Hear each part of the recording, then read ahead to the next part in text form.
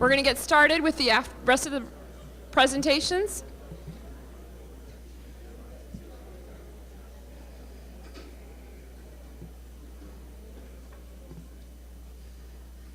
Thanks, everyone. Well, we're all looking forward to hearing from our next speaker, Joseph Ranazisi. He's been employed by the United States Drug Enforcement Agency, DEA, since 1986, and he currently holds the position of Deputy Assistant Administrator of the Office of Diversion Control. As a Deputy Assistant Administrator, Mr. Ranazisi supervises the DEA's efforts to prevent, detect, and investigate the diversion of pharmaceutical controlled substances and listed chemicals from legitimate distribution channels. Mr. Ranazisi is responsible for overseeing and coordinating major controlled substance diversion investigations, the drafting and promulgating of federal regulations, testifying before congressional committees, establishing drug production quotas, and maintaining liaison with the pharmaceutical industry, international governments, state governments, federal agencies, and state and law enforcement agencies. Mr. Ranazisi earned a Bachelor of Science degree in pharmacy from Butler University and is a registered pharmacist in the state of Indiana. He earned a Juris Doctor from the Detroit College of Law at Michigan State University and is a member of the State Bar of Michigan. Please join me in welcoming Mr. Ranazisi.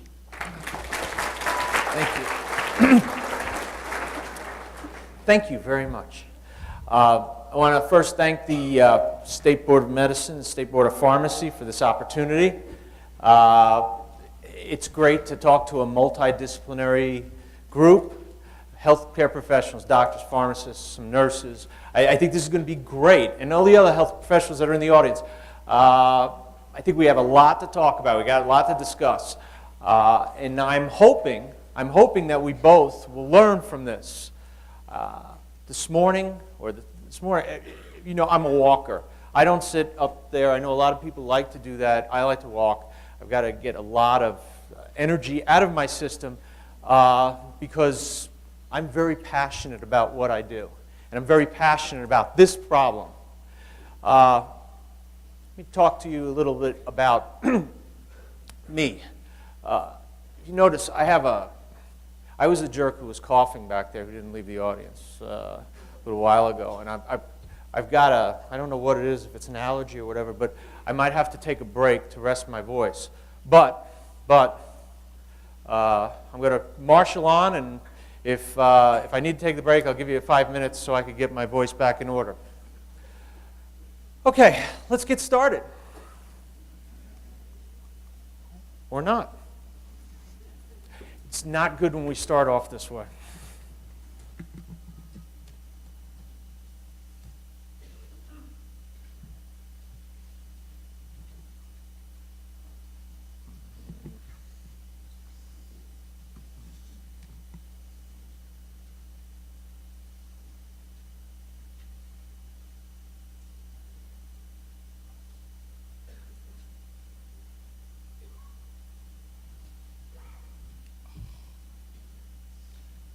Bear with me 1 second.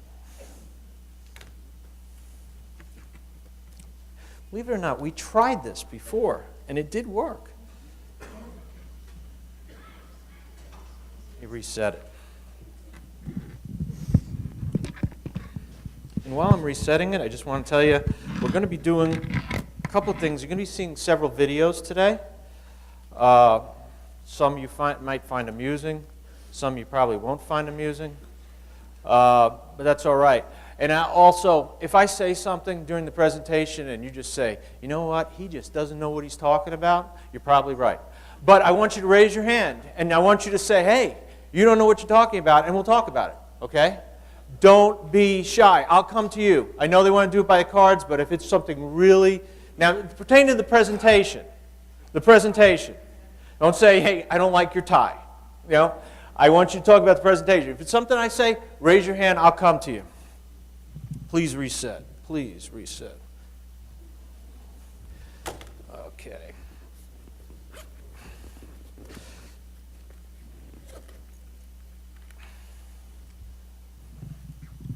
Like every good Boy Scout, we always have a spare.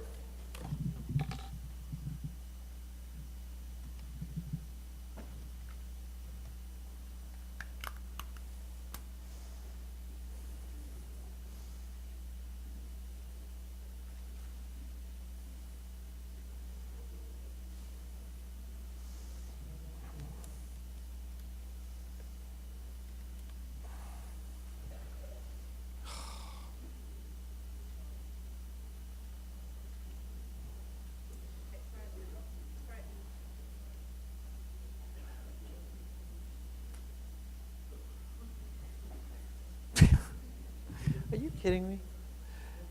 Okay. You guys don't happen to have one over there, do you? This is not going to work if I have to sit up here and punch this thing. Yeah. Yeah, it's powerful.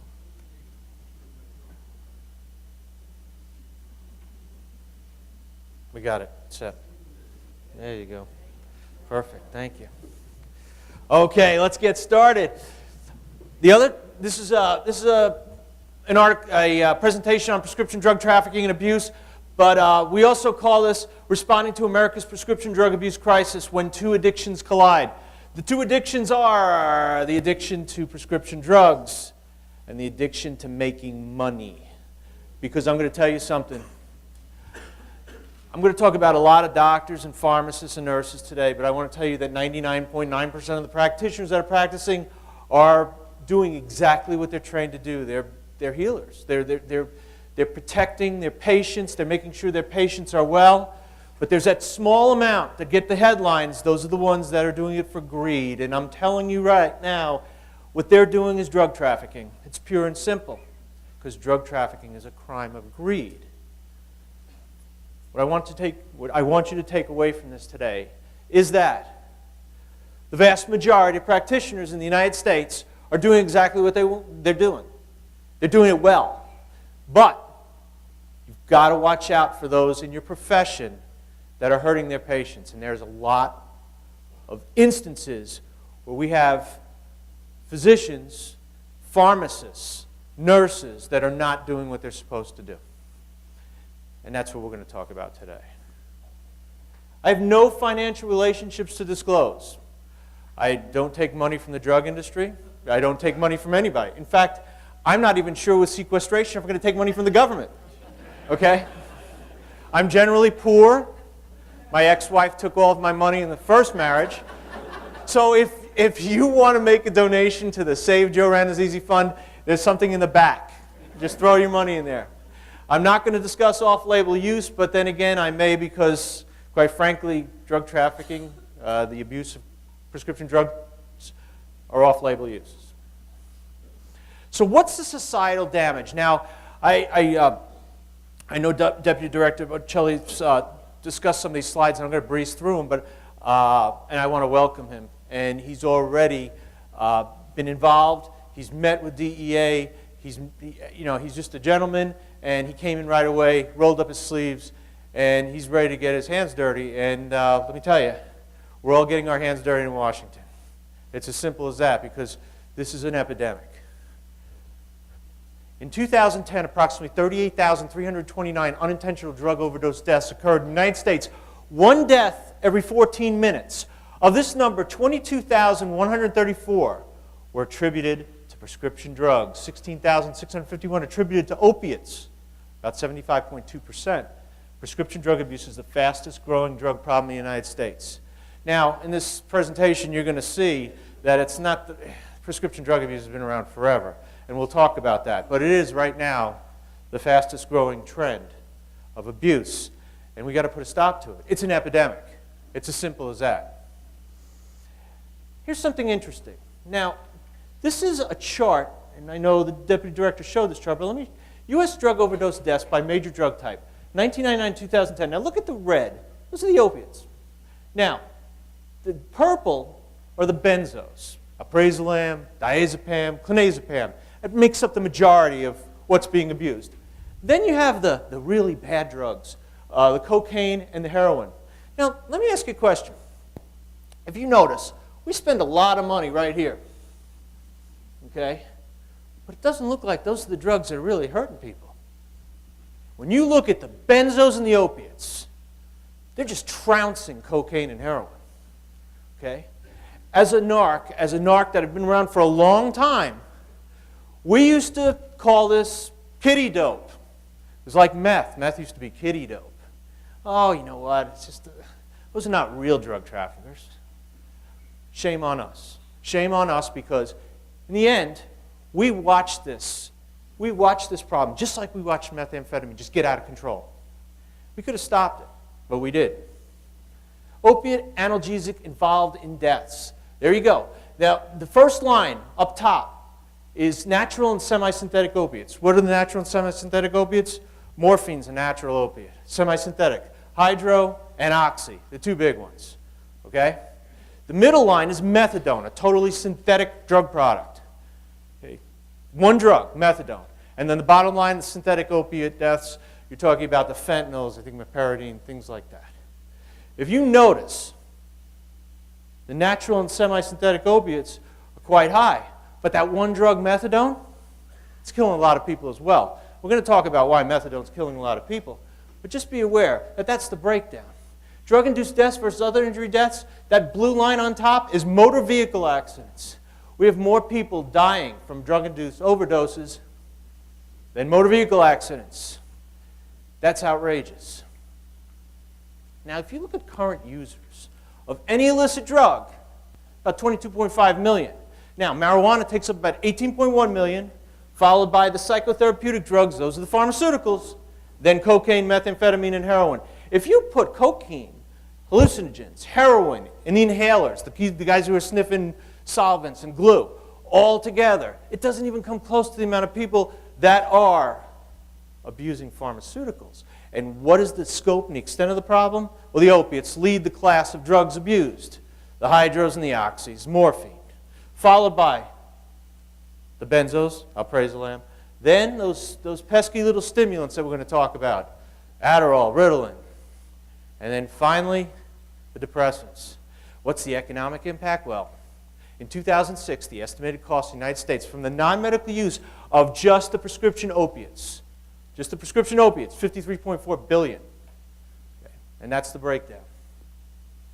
Percentage of past month non-medical use of psychotherapeutics by age. Remember that red line, 18 to 25-year-olds, because that's a generation we're going to lose.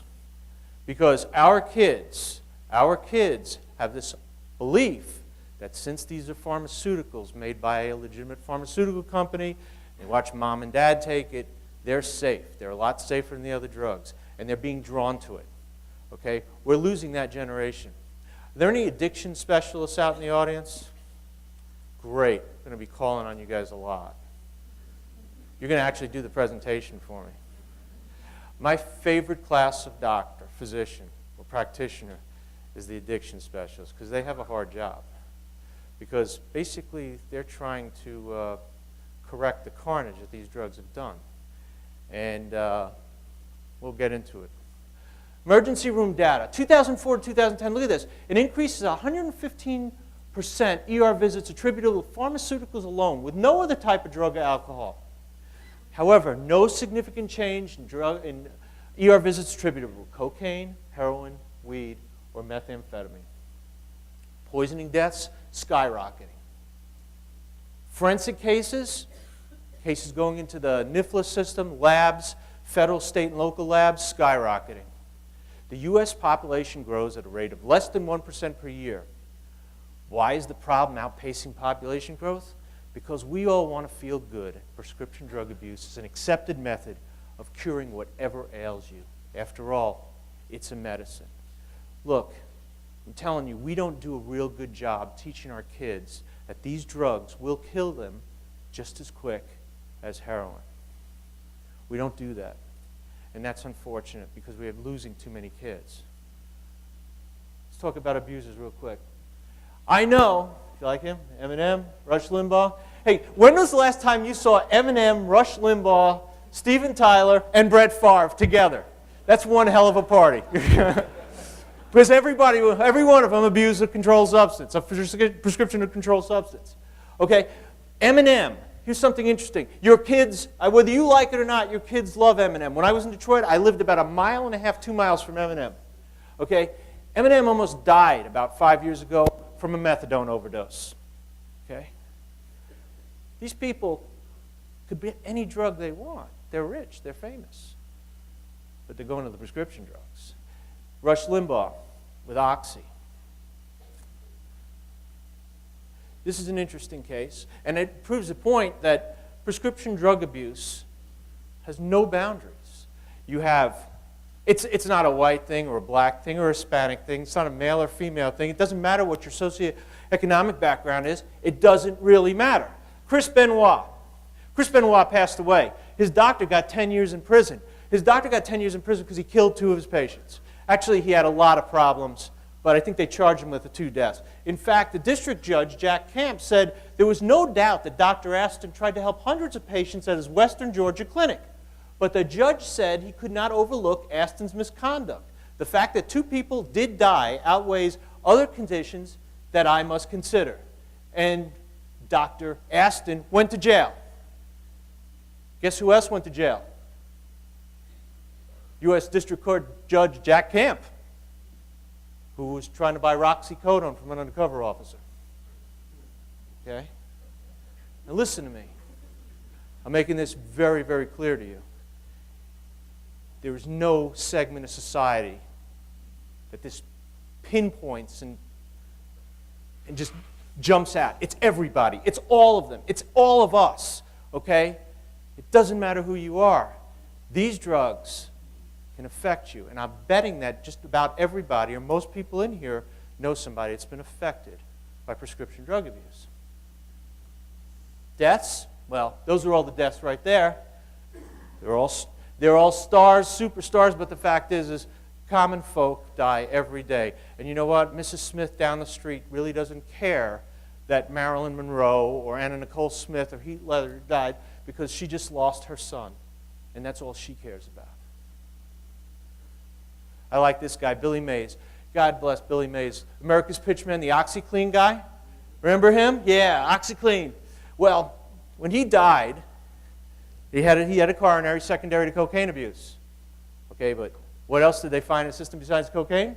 They found alprazolam, diazepam, oxycodone, tramadol, and hydrocodone. Again, every one of these people has a lot of money. They're all being drawn to the prescription drug. Why? Because it's acceptable.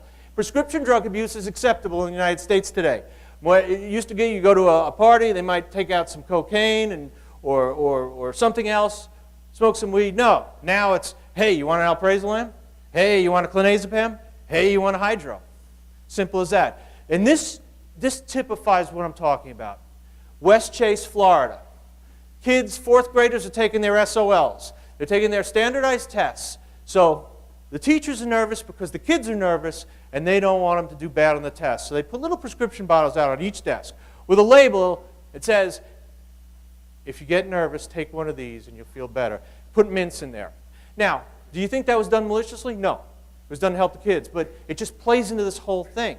What we are doing is teaching our kids that it's bad to abuse coke, MDMA bad, weed bad, heroin bad. But we're teaching it's okay to take prescription medication. That's what the problem is. You want to know what the root of the problem is?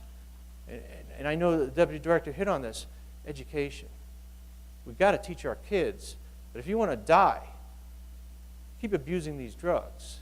It's the quickest way to die.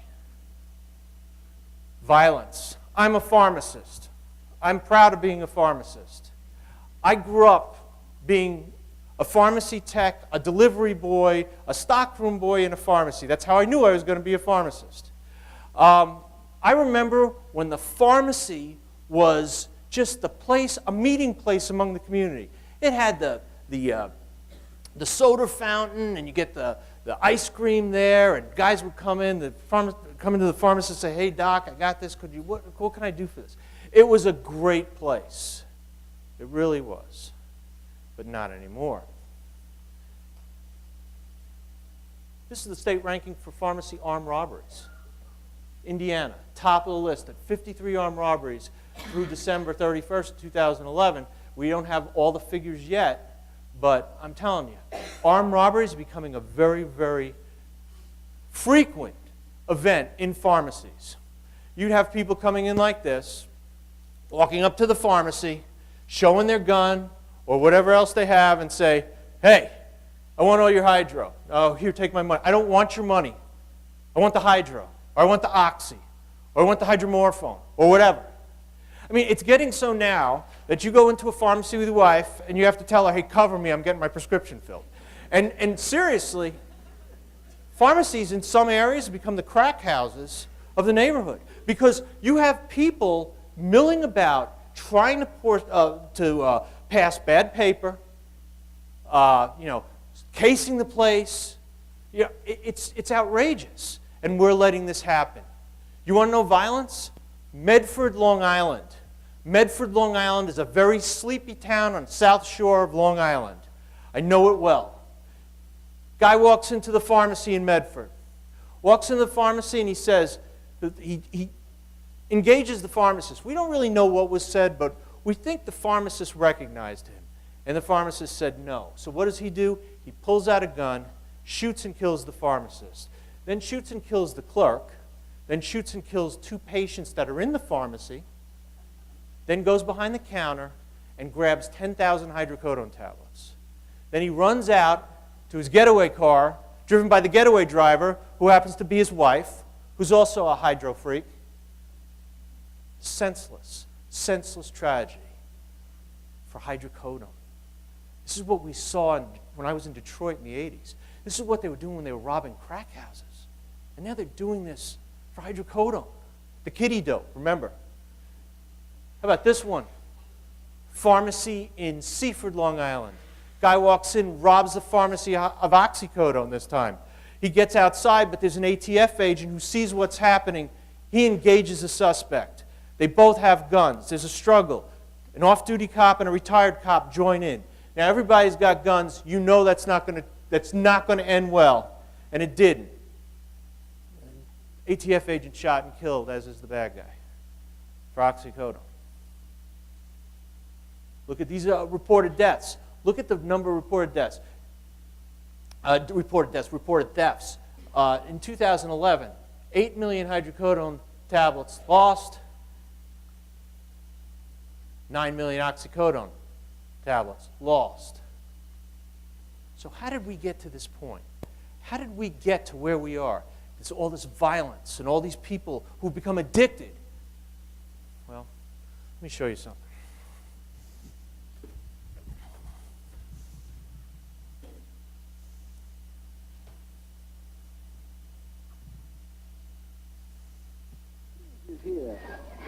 Here's a little beauty from me to Yudi. Just inhale and sniff. It is aeroplane glue. Oh, one whiff, man. And Isn't it true that sniffing glue can damage your liver and kidneys? Cool it, kid. Look here. Amphetamines, bennies, dexies, meth. They say amphetamines can cause something like schizophrenia. Schizophrenia. In most cases, it does not last. Cool it, kid. Now for the barbs. Neato, nice, easy downers. Withdrawal from barbiturate can cause Will convulsions. you convulse yourself out of here? Grass. Anything wrong with pot? They're not sure yet. They just started studying about it. Worry wart. Dig, everybody. LSD. Bad trips and a chance of chromosome damage. How do you know you got Everything you chromosomes? got there can hurt you, can't it? Sure, kid. Why do you think they call it dope? Hey, where's everybody going? Okay, the reason I show that is because that was done at the late 60s, early 70s. They used to play that on Saturday mornings, right between like Huckleberry Hound and Scooby-Doo.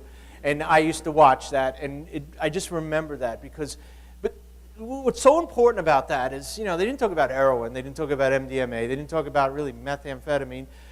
They just talked about weed briefly. They didn't talk about cocaine, but what did they talk about?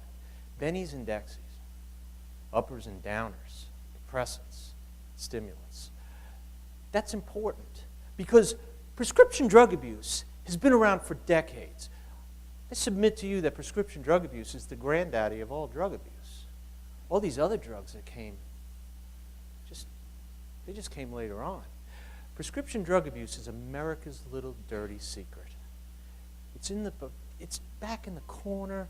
no one really knows about prescription drug abuse until the media started making a big deal about it, which was great. We want the media to make a big deal of it. Why? Because we tried to get people to listen. People just didn't listen. Prescription drug abuse is here to stay. Prescription drug abuse is here because we allowed it to fester and just get out of control. Who remembers Quaaludes? God, how old are you people? Jeez, Quaaludes? It went off the market in like 85. Quaaludes, the depressant, it's such a great drug they took it off the market. You want a hangover? Get a Quaalude hangover. Yeah, you know, Meprbamate. Meprbamate. You know what they used to call Meprbamate? Does anybody know what Meprbamate used to be called? Milltown, yeah, but they used to call it Housewife's Little Helper. Mrs. Smith, don't worry. I know your husband's a jerk. The kids are driving you nuts. Take one of these. You'll feel a lot better. Valley of the Dolls. The dolls were not the women. The dolls were the pills.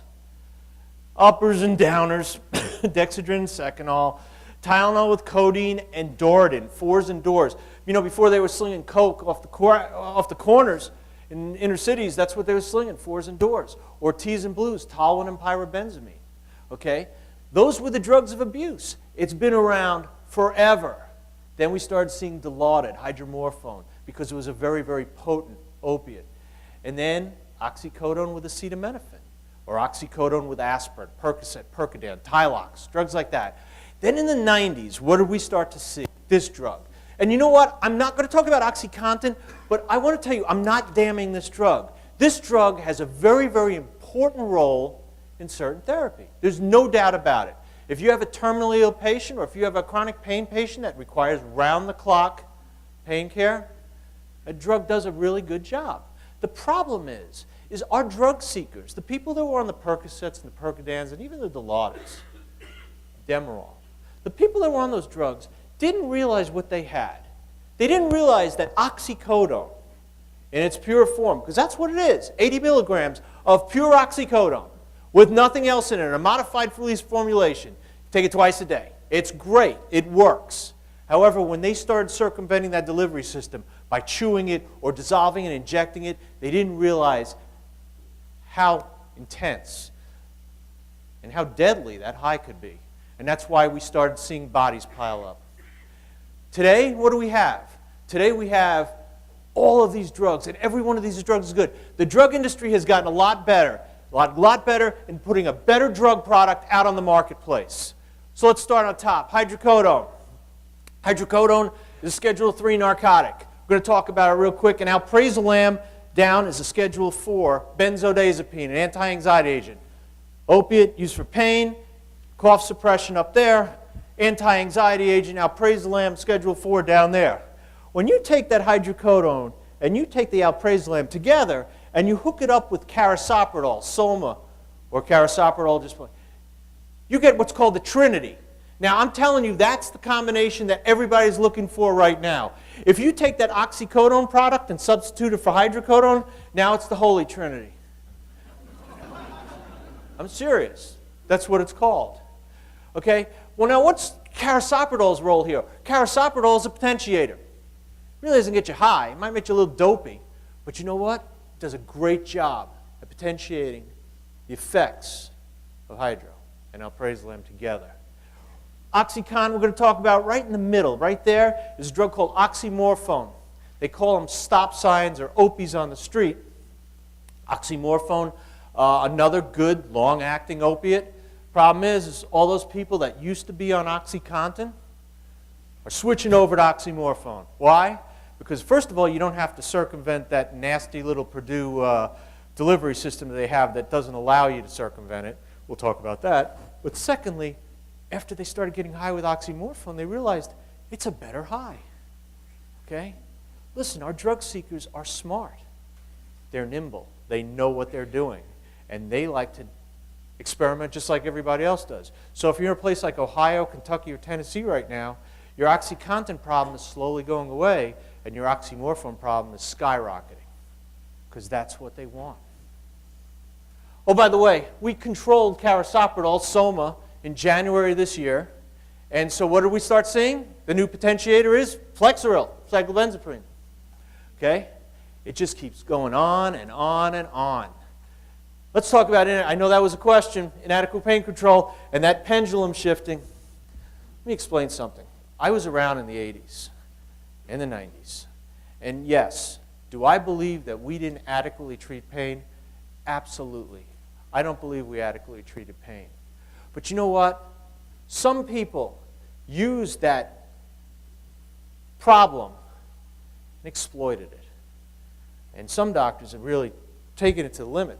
If you go down to Florida right now, we'll talk about Florida pain clinics, and you see how they're treating pain, you're going to say, that is not pain control, that's drug trafficking.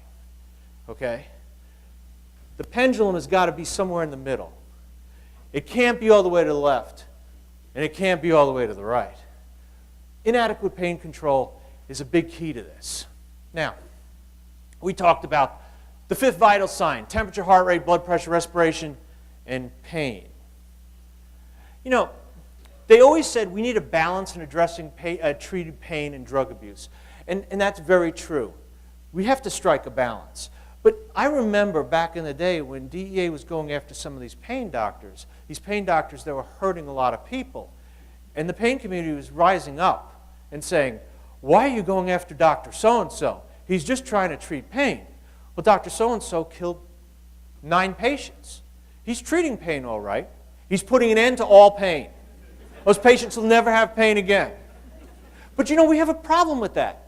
I mean, personally, I have a problem with that because we're supposed to protect the public health and safety. And if Dr. So-and-so keeps killing their patients, we're not doing a job. We're not doing our job. But we had people say, no, you can't because we're just getting doctors in line with what the proper protocols for pain treatment are. And now you're just going to come in and scare them. The quote-unquote chilling effect. If I hear the phrase chilling effect one more time, I'm going to scream. There's no chilling effect.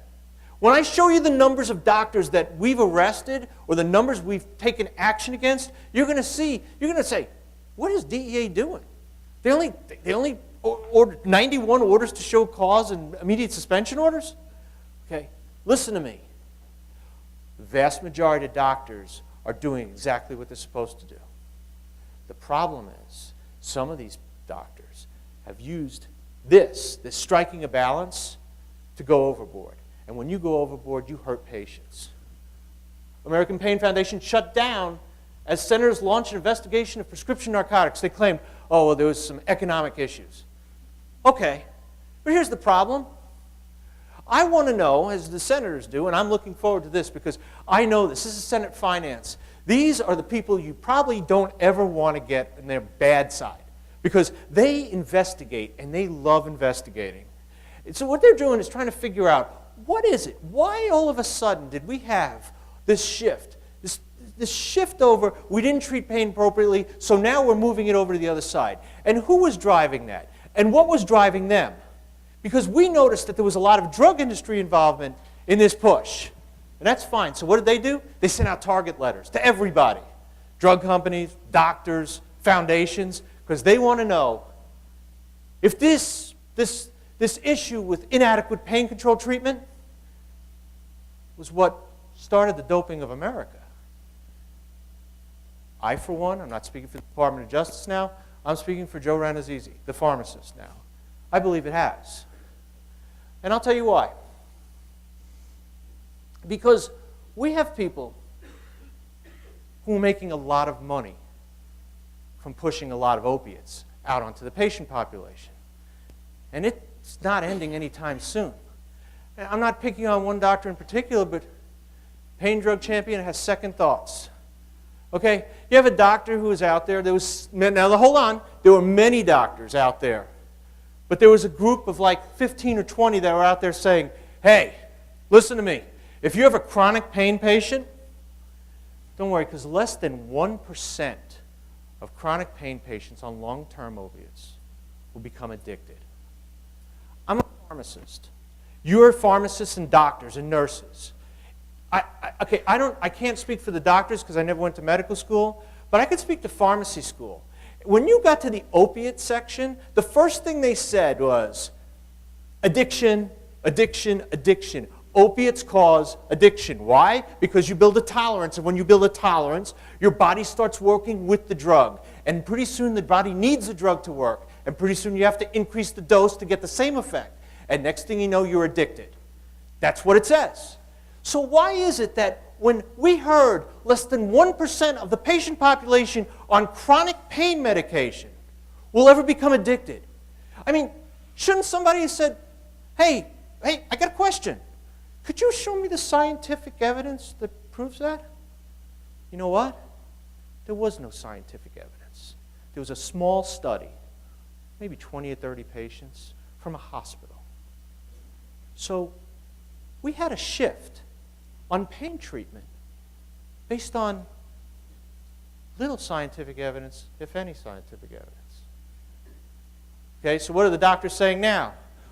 Listen, it's quite scary to think that the growth in opiate prescribing driven by people like him had contributed to soaring rates of addiction and overdose deaths. Really?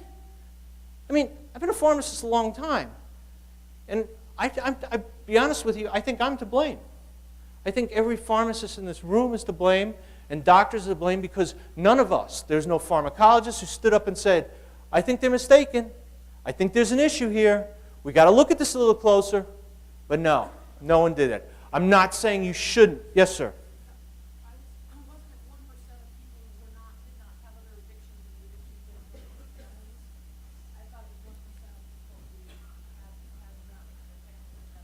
Here, let me show you. Yes. They want to know if it was 1% of people who didn't have addiction within their families. Argued that they could be also safely taken for months or years by people suffering from chronic pain.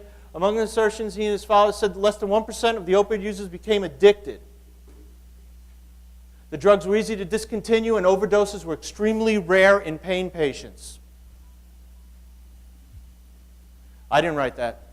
Yes, sir.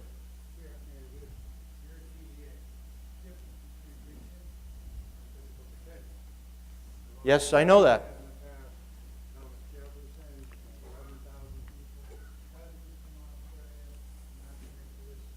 Mm-hmm.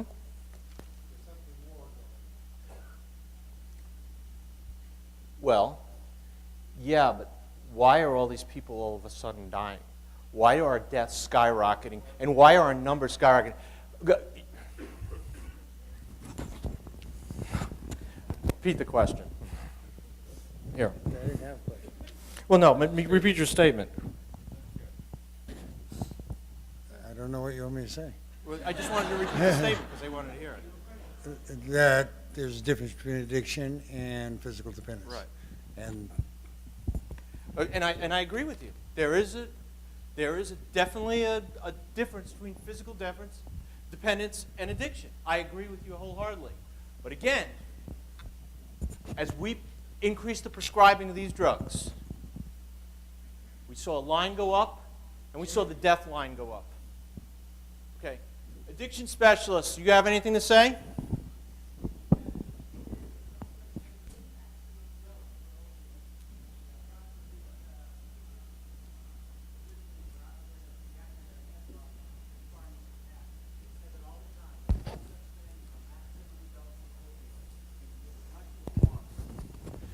Say that again, sir.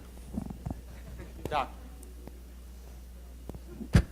Yeah, I used to work in a little mining clinic up on the border of Arizona and New Mexico, and the detail men from Purdue Frederick and the detail women would come by twice a week to this little clinic, and they would tell us the lies about the fact that there was no maximal dose for opioids in pain patients, period. You just kept giving them opioids until they said that their pain was gone.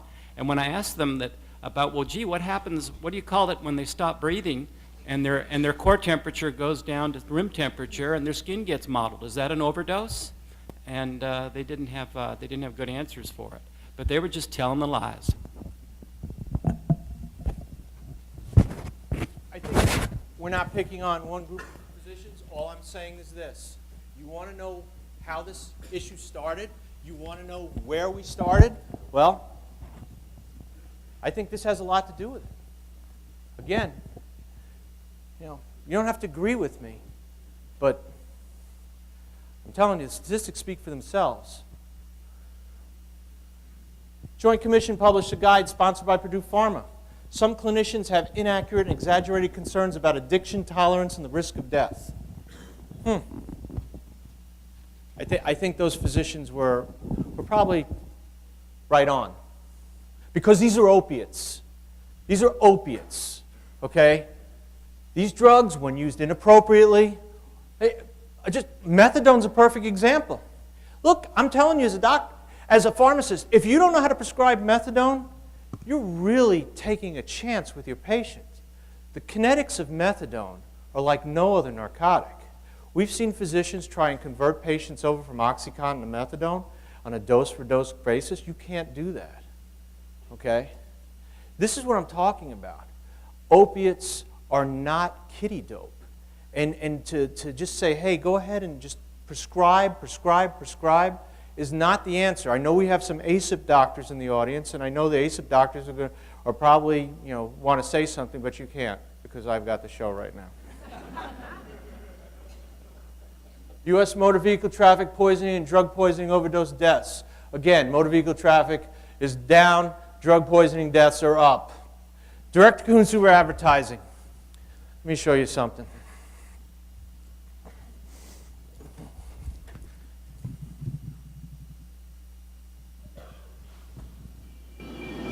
At first I was sitting in an empty room, filmed in black and white. I had a sullen look on my face, indicating I was suffering from some kind of debilitating illness. And then an actress portraying his wife stepped up behind him and explained that the problem was only getting worse and that he needed to take action. But how? You should talk to your doctor about drug. Drug? Yes, drug. The legit-sounding medical breakthrough that just got FDA approved last week thanks to intense pressure from pharmaceutical lobbyists. So I talked to an actor dressed as a doctor in what clearly wasn't a doctor's office, and he recommended I start taking drug immediately. Then the camera panned up and slowly faded to white. Now we're being filmed in color, and everything is great. That's right, we're not allowed to say that drug is going to solve all your problems by showing us running around acting like children, Taking in the sights. and enjoying a delicious ice cream cone. The drug manufacturers can imply that their product has clearly changed our lives. This is the part of the commercial where we tell you about all the side effects associated with drug. It's important we get through this list as quickly as possible, so you don't remember any of the truly dangerous problems that we mentioned. Problems like liver failure, suicidal thoughts, Valve delocation, and heart stoppage. as well as sudden bouts of cannibalism. But don't you worry about that. Because now we're surrounded by adorable kittens. Talk to your doctor about drug today. Drug.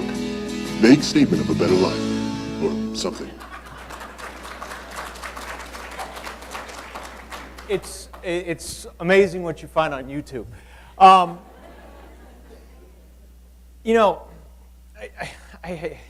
got to say that. I got to tell a story. I always tell a story, and I say I'm not going to tell it. But okay, I'm sitting there. I've got a 13-year-old daughter and a 7-year-old daughter, and I love them to death.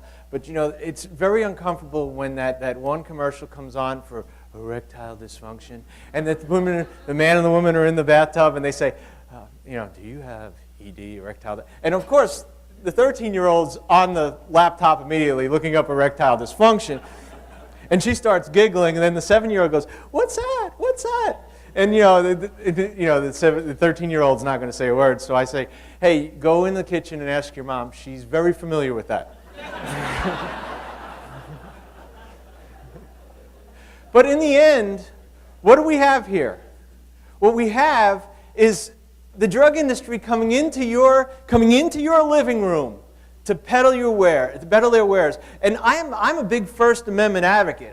Trust me, I'm a big commercial speech advocate too. But I think sometimes you just got to kind of draw the line a little. And here's the problem. It's not so much that the patients are getting the information. I think that's good. The patients are taking the information to their doctors or practitioners. And what's happening is the practitioner, "Oh, doc, I just saw this. Would you mind, let me try this?" Now, that's patient-directed prescribing. The doctor hasn't really made a determination. The doctor might say, "I don't know this drug." No, I'm not going to prescribe it because I just don't know it. But there are some doctors, "Sure, I'll prescribe it. What the heck? Let's give it a whirl and see what happens." That's wrong. You can't do that. This is basically causing patient-directed prescribing. We don't like that. That's not good. That's not medical care. Burden on healthcare delivery system. How many ER docs do we have in the room? You get busy on Friday nights? You know, does this happen to you? Hello, sir. What seems to be your emergency today? Someone stole all of my Percocet, and I have back pain. I need a prescription for 120 Percocet. Well, we do not write prescription refills for stolen drugs here, especially narcotics. Have you called your primary care physician? I don't have one anymore. I lost my Medicaid and I don't have no insurance. Did you file a police report? No, I just came straight here. I'm in pain and I need more Percocets. As I have told you before, we do not write script refills for Percocet. Would you like to be treated for your back pain today? Yes, I need some drugs for this pain. Okay, let's get you checked in.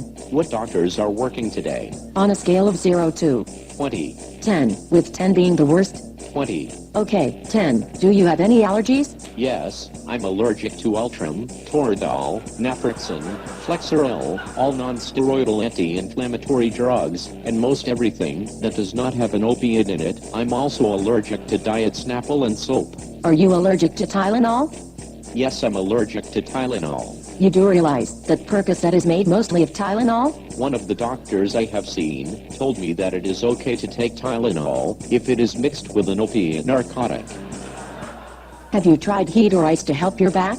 I'm allergic to heat and ice on my skin. Only opiate narcotics work for my pain. Have you sustained an injury to your back which is causing this pain? Do you know how long the wait is? I will be honest with you. There are quite a few people in front of you, but we will get you back as fast as we can. I'm having some pretty bad chest pain. What if we're having a heart attack? People with chest pain go straight back. I have seen it many times. Please try not to make up symptoms to get straight back to a room, sir. I'm getting very sweaty and anxious. I think I will need IV lorazepam and dilaudid, 2 milligrams of lorazepam and at least 4 milligrams of dilaudid IV. Will you please quit telling me what you need and let me do my job? Okay. Hey, you know what? It's silly, but that's not an exaggeration. I mean, that's what happens. I have more ER docs saying, oh my God, that's like my ER. That's what happens on Saturday night. After 11 o'clock, though, because they all come in after 11 o'clock for some reason. Okay? Here's the problem. Think about it. You're an ER doc. You're an advanced practice nurse. You're a physician's assistant. You're sitting there. You've got a gunshot wound. You've got 2 car accidents, some blunt trauma, 2 heart attacks, and then you got this yahoo who's saying, I need my Percocet. I need my Roxy, I need whatever. It's just jamming up the system. I've actually had doctors tell me, just to get him out, I write him a prescription for 3 tablets, just to get him out. You can't do that. As much as I understand your pain, you can't do that. You just can't, because it's illegal, because you haven't made a medical determination that that guy needs a... Look, just get out of here, here's a prescription. No, that's wrong, okay? It's okay to say no. It's okay to say, you know what? Just wait here. If you can't wait and you can't go through, because a lot of times they get upset when you start doing an examination. I want you to do this, this, this. No. They just want their medication. It's jamming up the healthcare system. We're in the perfect storm. All this together, industry's producing a wider variety of controlled substance pharmaceuticals, practitioners are prescribing more, the use of Medicare and Medicaid to or insurance to fund drug habits, and we're in this information electronic era. Drug education or not. Our kids are not getting appropriately educated on these drugs. They're listening to people like Eminem, who is a rap star, who talks about hydrocodone. Parents aren't really talking very much. In fact, at one point in time, they were talking about prescription medications, and then it dropped in 2011, down to 69%. And what else do parents do? Parents are teaching their kids that it's okay to take medicines because a lot of parents are just taking medications that are not prescribed to them, or they were prescribed them for something else and they're taking it for a different matter. Okay, this is what our kids are doing. And where do they get information from? You guys need to go on this website. Erowid, E-R-O-W-I-D, just put it in your driver. It'll tell you all you want to know about controlled substances. It'll talk to you about, there's a personal use vault. If you know how to navigate the site, you get in, and you'll have kids or adults telling what happened when they took the drug. There's also another website called Blue Light. Go on that one.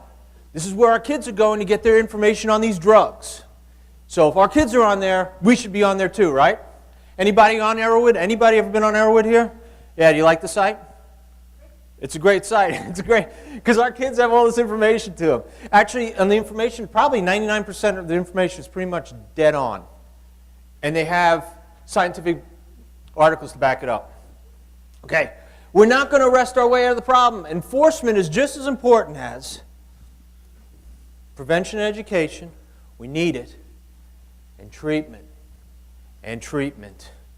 Treatment, treatment, treatment, treatment. Look, I could arrest everybody all the time, and if we don't get proper treatment. I have mothers, and when I do these community programs, and they're saying, I can't get my kids into a treatment program because their late is 4 months, 5 months. 4 months and 5 months is not acceptable. We can't have that. I tell you, if I had my choice, treatment would be right at the top of the list, because if we get treatment taken care of, then we can go backtrack. But right now, if these kids are out there and they're not getting treated, you're asking for trouble. Because if they're not getting treated, they're going back to doing the drugs. Deputy Director Botticelli talked about ONDCP strategy and the government strategy, so I'm not going to really get into it, but I just want to talk to you about DA response. Regulatory, administrative, civil, and criminal actions we're going to talk about real quick. Stepped up inspection program we will talk about. And the TDA, Tactical Diversion Squad program. That's how we're addressing. Tactical Diversion Squad program is a mixture of federal, state, local agencies working together as one, going after these large diversion problems that we're having across the country.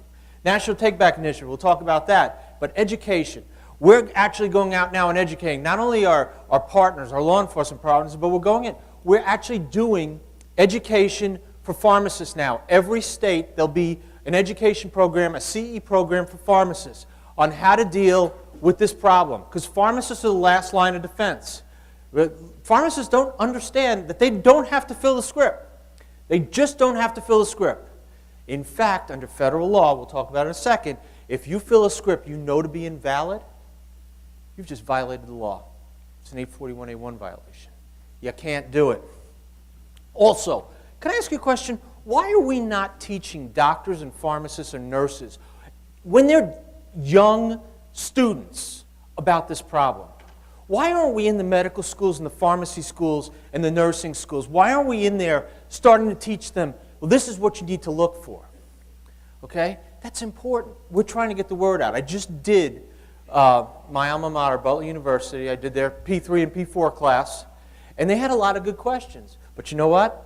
They didn't know a lot about what was going on. Now, actually, I was talking to, I wanted the medical schools, I wanted to be able to go into the medical schools, but there's a lot of pushback because there's one person associated with the medical school said, we don't want you to teach our students before they get out and practice the underbelly of medicine. No, that's not what you're supposed to be talking about. You're supposed to be teaching them so they don't get jammed up within 2 years out because they didn't realize that they can't prescribe at will. And I'm going to tell you, that's what happened in the internet issue, and we're going to talk about that in a second. The Controlled Substances Act. Believe it or not, the Controlled Substances Act is a great document. It's a living, breathing document. That document is adapted for 40 years, 40 plus years. It's a great tool. And this is what the Controlled Substance did. It created a closed system of distribution. We have over 1.4 million registrants. Those are doctors, dentists,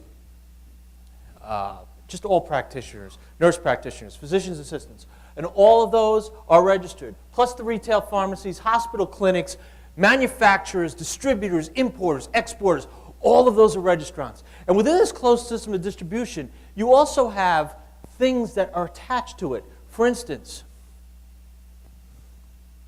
all of these things happen to protect the closed system of distribution. Because in the end, we should be able to take all the drug, raw material that comes into the country and track it all the way through the system, ultimately to the retail outlet, either the pharmacy, the physician's office, or the hospital. We should be able to account for everything that comes in. Now, obviously there are wastes, but the closed system of distribution that Congress set up was very good. Very, very good. Because they said, you got to do cyclical investigations. You've got to establish drug schedules. If you're touching a drug, if you're if you're a controlled substance handler, you have to be registered. You have established quotas, so you can't just make as much oxycodone or hydrocodone as you want. It's got to be quoted based on justified need for legitimate medical and scientific needs of the country. ARCOS. You know, every time you buy, as a pharmacist or a doctor, every time you buy a Schedule 2 or 3 narcotic from a distributor, it goes into a database. We know exactly what you're buying and when you're buying it and how much you're buying. Security requirements. Do you need a safe? What's the security system have to be? What about a cage? All that is in the Controlled Substances Act and implementing regulations. Record-keeping requirements. What needs to be recorded in order to establish that you can account for all of the drugs that are going through your particular facility? All of that was in the Controlled Substances Act. That's why it's such a great document. It survived the test of time. Because what the controlled substance allows us to do is cut off diversion sources of supply. Let's talk about it. The Controlled Substances Act establishes a system of checks and balances. Everybody in that system, everybody in that chain should be looking at everybody else to ensure that ultimately the patients are protected. For example, everybody in this chain right here, from the raw material, manufacturers, importers, all the way through to manufacturers, dosage form manufacturers, wholesalers, distributors, pharmacies, physicians, NTPs, and hospitals, to patients, everyone in that chain has got an obligation under the Act. You all have obligations, so let's talk about some of the obligations. The distributors. I'm not picking on distributors, but let me tell you a story. Back in 2004, 5, and 6, I don't know if you know this, but we had an internet drug problem. And this is what the internet drug problem was. You could get on any get on your computer and type hydrocodone without a prescription. And 100,000, a million sites come up. You hit a site, you press the button, and there it is. Hey, fill out this form, tell us what your problem is, and you'll get hydrocodone. Now, I'm not going to get into the details because I'll be in details in a little while. But you had a pharmacy, we'll say John's Pharmacy. And John's Pharmacy, for every month for the last 3 years, ordered 5,000 hydrocodone tablets a month. Every month without fail. He had normal patients and everything was going fine. The average amount. But then 1 month, John ordered 50,000. Then he ordered 100,000. Then he ordered 200,000. Then he ordered 300,000. Now, I don't know how you are in your practice, but in law enforcement, we call that a clue. Now, and I'm not that bright, but it seems to me that if I was sitting at Distributor A, I'd say, maybe we should walk over to John and see what the heck he's doing with our medication. Because in the end, that's our medication. We're responsible for it, right? Because a registrant shall design and operate a system to disclose suspicious orders of controlled substance. Suspicious orders include orders of unusual size, orders deviate substantially from the normal pattern, or orders of unusual frequency. That's your job. But they weren't doing that. They were just selling, selling, selling. You know why? Because they were making a hell of a lot of money from John. Man, they were cleaning up from John. John was cleaning up too. If they would have went out to John, they would have seen that John was a nice mom and pop pharmacy until about 6 months ago when he closed his shop and just started being a fulfillment center for an internet site. Okay? If he would have seen that and looked at his purchases, he would have seen that John stopped ordering non-controlled drugs. John just ordered alprazolam, Soma, and hydrocodone. Now, it seems to me that anybody with any common sense would realize that John was doing something illegal. But they weren't. They weren't. So what we did was we decided, well, we're going to call in the distributors, and we're going to give them a little briefing on internet trafficking. And what we did was we sat them down, and we had all these documents out, and we said, this is what an internet site probably looks like. This is what the pharmacies look like that you're going to be. It's not good to sell to these pharmacies because these pharmacies are violating the law, okay? You understand that? So please, if you have this circumstance, you should look at the pharmacy, you should do your due diligence and figure out what the heck they're doing. But not sell to them because it's suspicious. Oh, and by the way, file your suspicious orders. Okay, so you think they took that advice and ran with it No. In fact, a couple of distributors, they actually started selling more after the distributor. Okay, that's why we had to take action against them. We went after them. Cardinal Health, we got $34 million civil fine. McKesson, we got $13.25 million. We took registrations. Harvard, we got $6 million.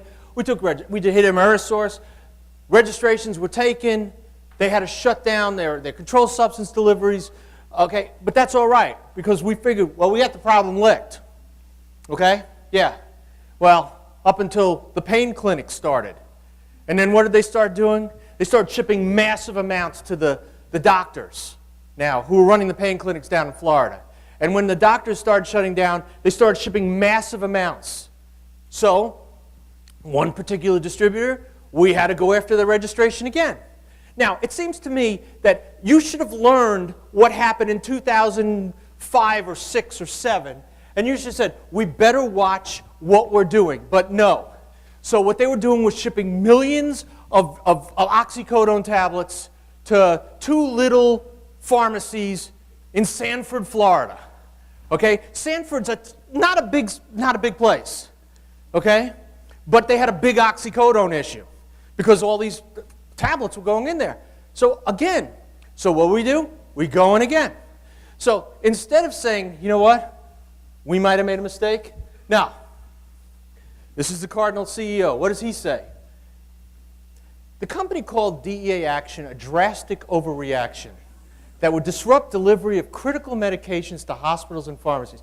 Well, that's a self-serving statement. You're selling millions of drugs to 2 pharmacies we know are servicing a bunch of drug seekers. These are people coming from all over Florida, Tennessee, Kentucky. They're from all over, but they're going to these 2 pharmacies to get their prescriptions filled. Why would that be? Because they're drug seekers.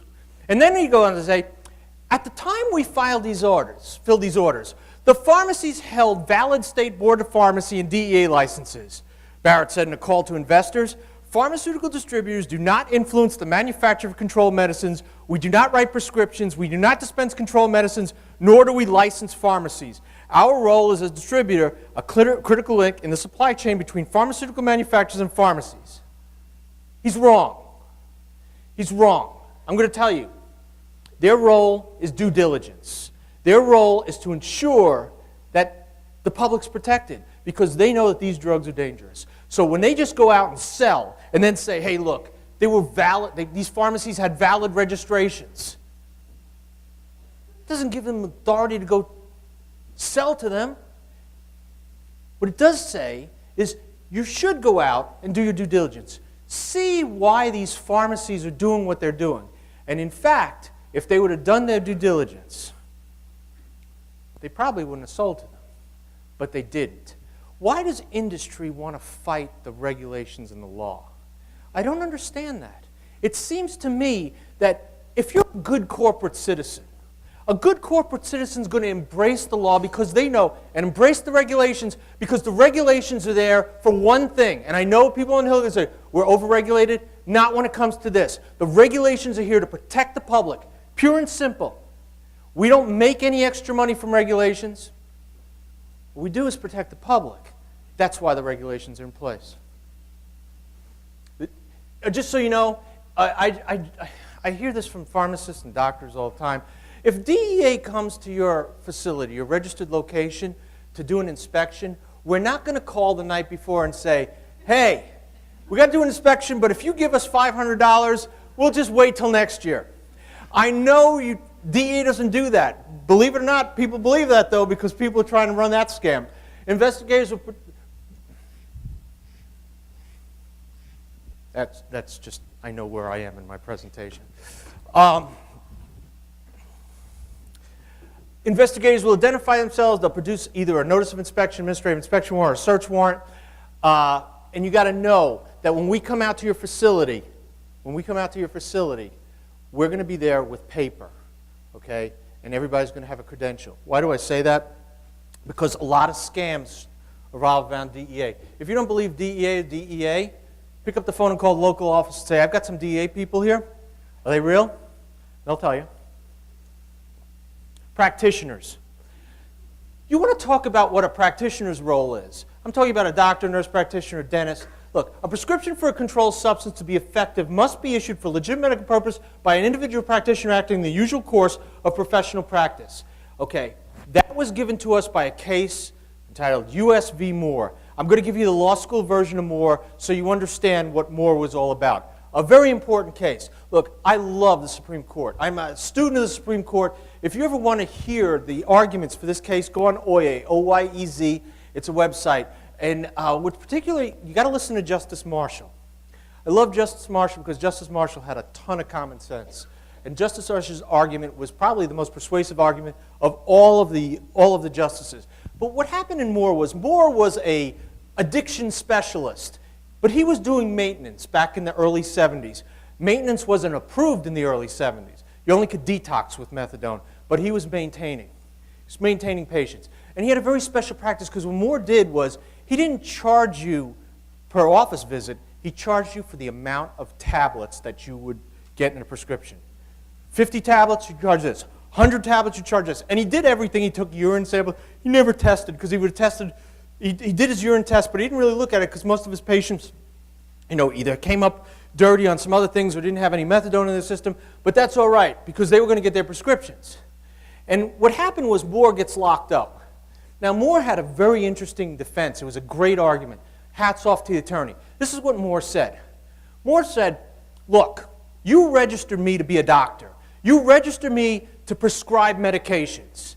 Now, if you registered me to prescribe medications, how is it then you can arrest me for prescribing medications? 841A1, which is a drug distribution statute, has nothing to do with prescribing. If you want to do something to me, you got to go at 842 or 843, civil violations or administrative violations, but you can't arrest me on a criminal violation. Great argument, except the district court didn't believe him. He gets convicted. But he goes to the circuit court, and the circuit court says that is a great argument. It's a great argument, and because of that, we're going to ship it back to the district court for review. We go and we take it to the Supreme Court. Justice Powell writing for the majority. This is what Justice Powell says. Moore is absolutely correct. If he's operating as a doctor and he's using his registration to prescribe, you can't arrest him. If he's writing a prescription for legitimate medical purpose in the usual course of professional practice, then Moore is right. You're not going to be able to arrest him. However, Moore was acting like a drug dealer. He wasn't acting like a doctor, and therefore you could charge him criminally. Now, the reason I say that is because you want to know how we could go out and arrest doctors. That's how we go out and arrest doctors. The Supreme Court says that for a patient to get a valid prescription, it must be issued by an individual practitioner for legitimate medical purpose in the usual course of professional practice. That means all those doctors that were authorizing prescriptions over the internet, they all went to jail. Why? Because they were not authorizing prescriptions for a valid or a legitimate medical purpose in the usual course of professional practice. How do I know that? Because you never saw a patient. You never saw a patient. The doctors were sitting in a remote location. You had a patient in Des Moines, Iowa, who was hitting a website in Florida. The website in Florida was sending the questionnaire to a doctor in Jersey. The doctor in Jersey was looking at the questionnaire, saying, well, the patient's got back pain, and it's for hydrocodone. Okay, I'll approve it. Oh, he also wants alprazolam and a soma kicker. That's fine, too. And everybody was getting paid. That was not for legitimate medical purpose, not in usual course of professional practice. You have to at least examine your patient. They didn't even know what their patient was. How could you do that if you don't even know who your patient is? It could have been a 13-year-old with a Visa card, for all he knows. The pharmacist was just as bad, because what was the pharmacist doing? They were just filling it.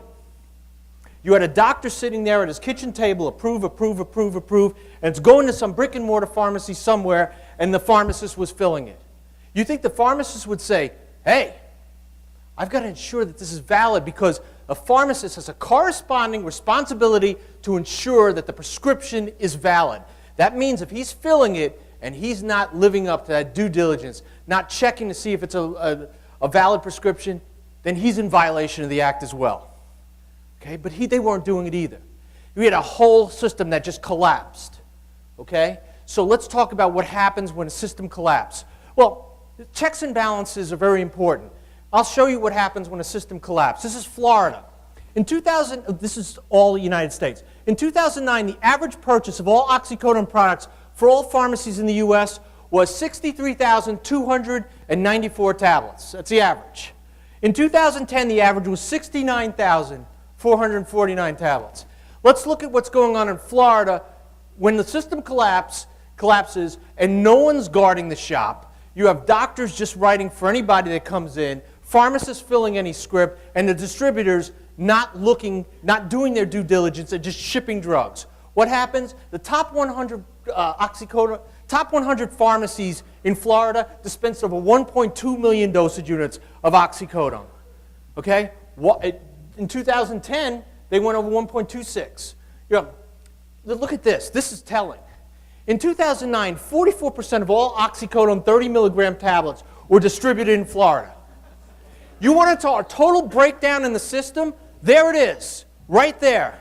In 2010, we dropped it to 43%. Law enforcement, way to go. Rah! We did a great job. 1%. Where's the regulatory board? Regulatory board says it's a law enforcement issue. It's not. It's an everything issue. We all got to work. So why does the pharmacist continue to fill those scripts? Why are the distributors selling the drugs to the pharmacists and the doctors? And why the hell are the doctors writing the scripts for patients that they know don't need these drugs? That's the question. Because if the system works, we wouldn't have a problem. But you know what? The system's not working. It's working everywhere else. It's not working here. So we have people like this, Paul Volkman, no longer Dr. Paul Volkman. He's just Paul Volkman. He used to travel from Chicago down to little Portsmouth, Ohio. What was he doing? He's running a pain clinic. So he killed 4 of his patients. Portsmouth, Ohio became a den of oxycodone abuse. That's where everybody went to get their oxy. Well, he's serving 4 life terms now because he killed 4 of his patients. Because you know what? The prosecutors have got it right now. Because what Paul Volkman did was drug trafficking. It was aggravated because he was killing patients. He was not a doctor. He was a drug trafficker. Okay? And 5 years ago, DEA would have gotten bashed for that case. Today, you don't hear anybody bashing us, do you? The reason is because people don't want him in their neighborhoods because he has become the drug trafficker. Violations. Just real briefly on what happens with violations. When you do a notice of inspection, we go out, we inspect your facility, we give you a notice of inspection. You don't have to sign the notice of inspection. You could say, hey, look, now's not a good time, come back. We'll say, hey, we didn't mean to bother you. Yeah, don't worry. We'll schedule something next week for you, okay? That'll be okay with you? Yeah, sure, no problem. No, what we're going to do is go back and get an administrative inspection warrant. An administrative inspection warrant, you can't deny us access. Okay, the reason we're doing that, if we come to your facility as a pharmacist or practitioner, there's some issues. There's some serious issues because we don't normally go to pharmacies and doctors' offices. If we go to your pharmacy or doctor's office, there's a problem, major problem. Now, administrative inspection warrant, it's reviewed by an assistant United States attorney, executed by a United States attorney judge, magistrate judge, and you're served with a copy AIW, and we take your records and we provide you with a receipt. Now, we also could go criminal, civil with fines, but in the end, how do you lose your registration? By order to show cause. And this is what an order to show cause is. We develop information. We go out, we do a search warrant or AIW on your facility. We develop information that you're just not following the law. And your acts are so egregious that I file an order that basically says this. You have to appear before an administrative law judge and basically tell him why we shouldn't take your registration. It's just notice. It's process. It's due process.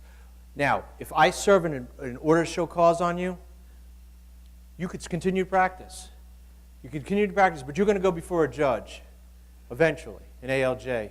And then a decision is going to be rendered, and eventually your registration is probably going to be taken.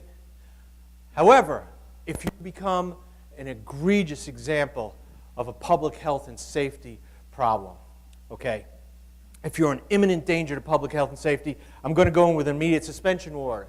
Immediate suspension order is just that. You don't have time. Now, once I serve you, you're no longer practicing with controlled substances. I take your registration, I take your controlled substances, and you're done with controlled substances. Then you appear before a judge within a certain time period, and again, have to show the judge why the government should not take your registration from you. If we come in on an immediate suspension order, we have a pretty solid case. I'm telling you right now. There's several corporations that tried to fight us, tried to get injunctions. They succeeded in getting the injunctions, then we succeeded in destroying the injunctions because our evidence was very, very detailed. Okay? Now, you always say a chilling effect. In 2012, we did a total of 91 administrative actions. 91. But I could guarantee you those 91, they were egregious. Okay? What's the most frequent method of obtaining a pharmaceutical controlled substance for non-medical use? Well, it's friends and family for free. And where do they get it from? The medicine cabinet. Now, I'm not going to belabor you on the medicine cabinet, but I want to tell you this. As a doctor and as a pharmacist, you cannot currently, under this law right now as written, you cannot take a controlled substance back from your patient. I know you're going to groan, oh, but I do it all the time. It's illegal. I didn't write the act. Didn't write the act. I wasn't around back then. But they just figured that when patients got prescribed a medicine, that medicine would be taken in its entirety. But that doesn't happen today. So if a patient comes in and says, I got this controlled substance, what should I do with it? They can only dispose of it themselves. Or they could give it to a law enforcement officer. They could take it to the local law enforcement precinct or they could save it and wait for a take-back program and drop it in the take-back bucket. Because if we don't do that, now, if they hand it off to anybody, they're committing an 841A1 violation because they're exempt from registration. But that exemption didn't carry over to passing out drugs. So if you're exempt from registration but you're passing out drugs, it's an 841A1 violation. If as a registrant you're accepting the drugs from a non-registrant, that's an 841A1 or a illegal possession charge. So please, don't do it yet. However, help is on the way. We're writing regs. Oh, why are there so many drugs in the household? Well, unreasonable quantities being prescribed. Hey, I know there's HIPAA issues, but let me ask you a question. Anybody had any dental work done recently? What drug did you get? Vicodin. And how many tablets did you get? Who got 10? I want to write a letter to you. I'm going to write a letter to your dentist because he's actually smart. Anybody get more than 10? 30. That's the common, 30 or 40. I hear that all the time. How many did you take? 2, 1, 3. Yeah. So what'd you do with the rest? You put it back in the thing because you never know. You got to slip and fall. You got a bad headache. Yeah, I know. We're all human here. But in the end, why? If you know most of your patients are you know what a dentist told me? Because that's what I was taught to prescribe. Well, okay, but we have a serious crisis here. So why don't we just kind of alter your prescribing a little? It's all right to write 5 with a refill or 10 with a refill. Okay? Don't worry about it. If the patient needs it, he's going to go get it filled. But no, they won't do that. They're just going to give 30 or 40. It goes in. And the insurance rules, look, I don't care about a 90-day supply for a legend drug, but we're talking about a serious drug here, hydrocodone, oxycodone, whatever, and they're giving a 90-day supply. Alprazolam. I don't want a 90-day supply of alprazolam. I don't even think you should be on a 90-day supply of alprazolam, but we see it all the time. Okay? Why are insurance companies forcing this? You know why? Because they don't want to pay the dispensing fees. And I understand it's an economic issue, but we got to stop it. Okay. So you went, law enforcement, take it back. April 27th, the next National Take Back Initiative. April 27th. It's a great initiative. The boards are with us. State, local, federal agencies working together in harmony. We all love each other. Kumbaya. It works. In September 2010, we took 122 tons of prescription medications. In April of 2011, 188 tons. In October 2011, 189 tons. April 2012, 276 tons. And September 2012, 244 tons. Where is all this medication coming from? I don't know, but I'm telling you, we collect a lot of medication. And you know what? I know there's environmentalists out there. don't worry. It's incinerated in a hazardous waste incinerator. You don't have to worry. It's not going in. The fish are not getting high. Everybody's fine here. April 27th, mark that on your calendars. Okay, so when we collected all those medications, Secure and Responsible Drug Disposal Act came into effect, and we got the authority to write regs, and I think we did a great job. The regs are on regs.gov right now, the proposed regs. Read them. I'm telling you, it's the best way to do it. I believe we're taking comments. I don't know if the comment period closed. If it did, it just closed, I think. But anyway, the comments, I know we've gotten a number of comments, some very good comments. Some comments like, oh, if you do it this way, I'm not going to be able to make money. Well, that's tough. We didn't do the Secure and Responsible Drug Disposal Act so you can make money. It's to take drugs out of the medicine cabinet. But do me a favor, read it, and I'm telling you, it's going to work. It's going to work. Now, I'm just going to say this.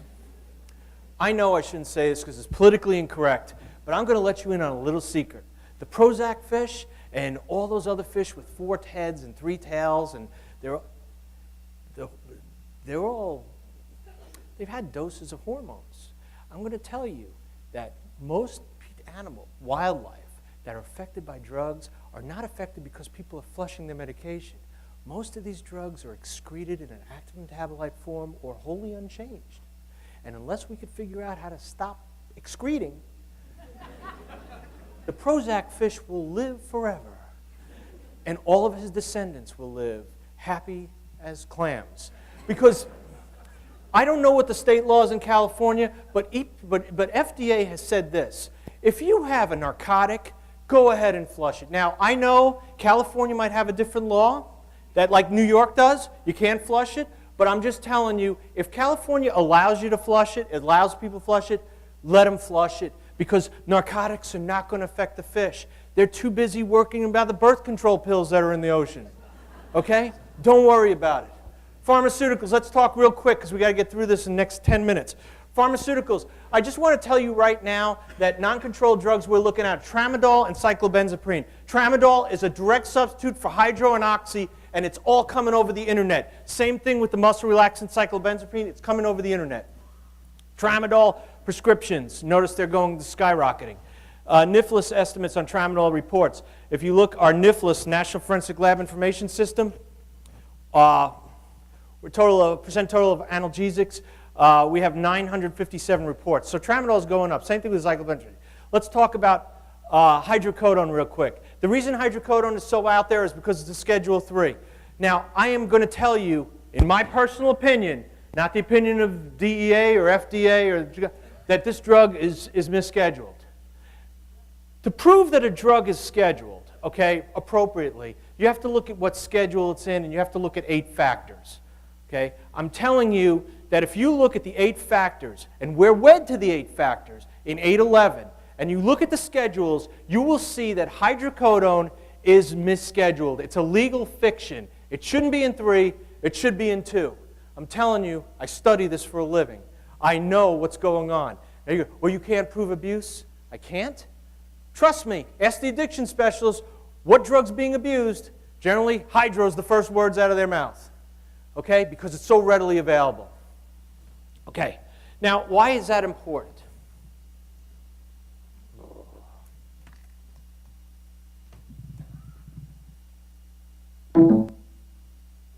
Why is that important? Well, what's the most commonly prescribed medicine in the United States? Vicodin, hydrocodone, and acetaminophen. Okay, that's why it's that important. If you look at the top 5 prescription drugs sold in the United States, hydrocodone and acetaminophen is far ahead of the next drug, which is simvastatin, followed by lisinopril, a blood pressure medication. Okay, we have an insatiable appetite for this drug. Okay, top 25 pharmaceutical products, again, hydrocodone right on top. If you look, because it's a Schedule 3, state ranking hydrocodone, look at the #1 state, California. Give yourselves a hand. I'll bet you think it's because of population, right? No. I want to show you something. This is business activity retail pharmacies, 405 million. Now, I want to show you something, and I know this is going to stun you. Let's look at practitioners real quick. Business activity practitioners. These are doctors and nurse practitioners, whoever, that dispense out of their clinics. Well, California's #1 again, but 26 million tablets. Georgia was number 2 with 3 million. Okay? Think about that. Hydrocodone should remain in Schedule 3, though, because it's not a danger to the community. It's not being abused. Okay? Here's again, California, number 1, 23 million as compared to Georgia with 2 million. Okay, if you look at the comparison of hydrocodone sales in pharmacies, you are number 1 at 158 million. There you are in the first thing, and then you have New York with 60. The reason New York's so low is because New York's really not a hydro state, it's an oxycodone state. If you look inversely, it's a... But anyway, that's the numbers, okay? National poison data. Look at hydrocodone. In 2011, 30,000 mentions as compared to oxy, 19 million. This could go on and on. The bottom line is this. Let me show you something. Here's the 8 factors. I'm going to get into it real quick. There's the 8 factors now. Let me show you exactly what a Schedule 2 is. A Schedule 2 drug, Schedule 3 drug, Schedule 2, the drug or other substance has a high potential for abuse. Now think about hydro. Yes. The drug or other substance has a currently accepted medical use in the treatment in the United States. Yes. Abuse of the drug or other substance may lead to serious psychological or physical dependence. Yes. So that's Schedule 2, right? Now let's look at Schedule 3 where it is. The drug or other substance has a potential for abuse less than drugs or other substances in Schedules 1 or 2. How many people agree with that? Okay? That's why it's a legal fiction. Percocet and Percodan. It doesn't matter because if you look at the numbers, yeah, if they're equally available, but if you look at what's going into NIFLS and you look at what's being purchased and what our kids are being hurt, that's the drug being abused. Equal availability has nothing to do with abuse. It's what is being abused and how it's being abused. Yes, sir.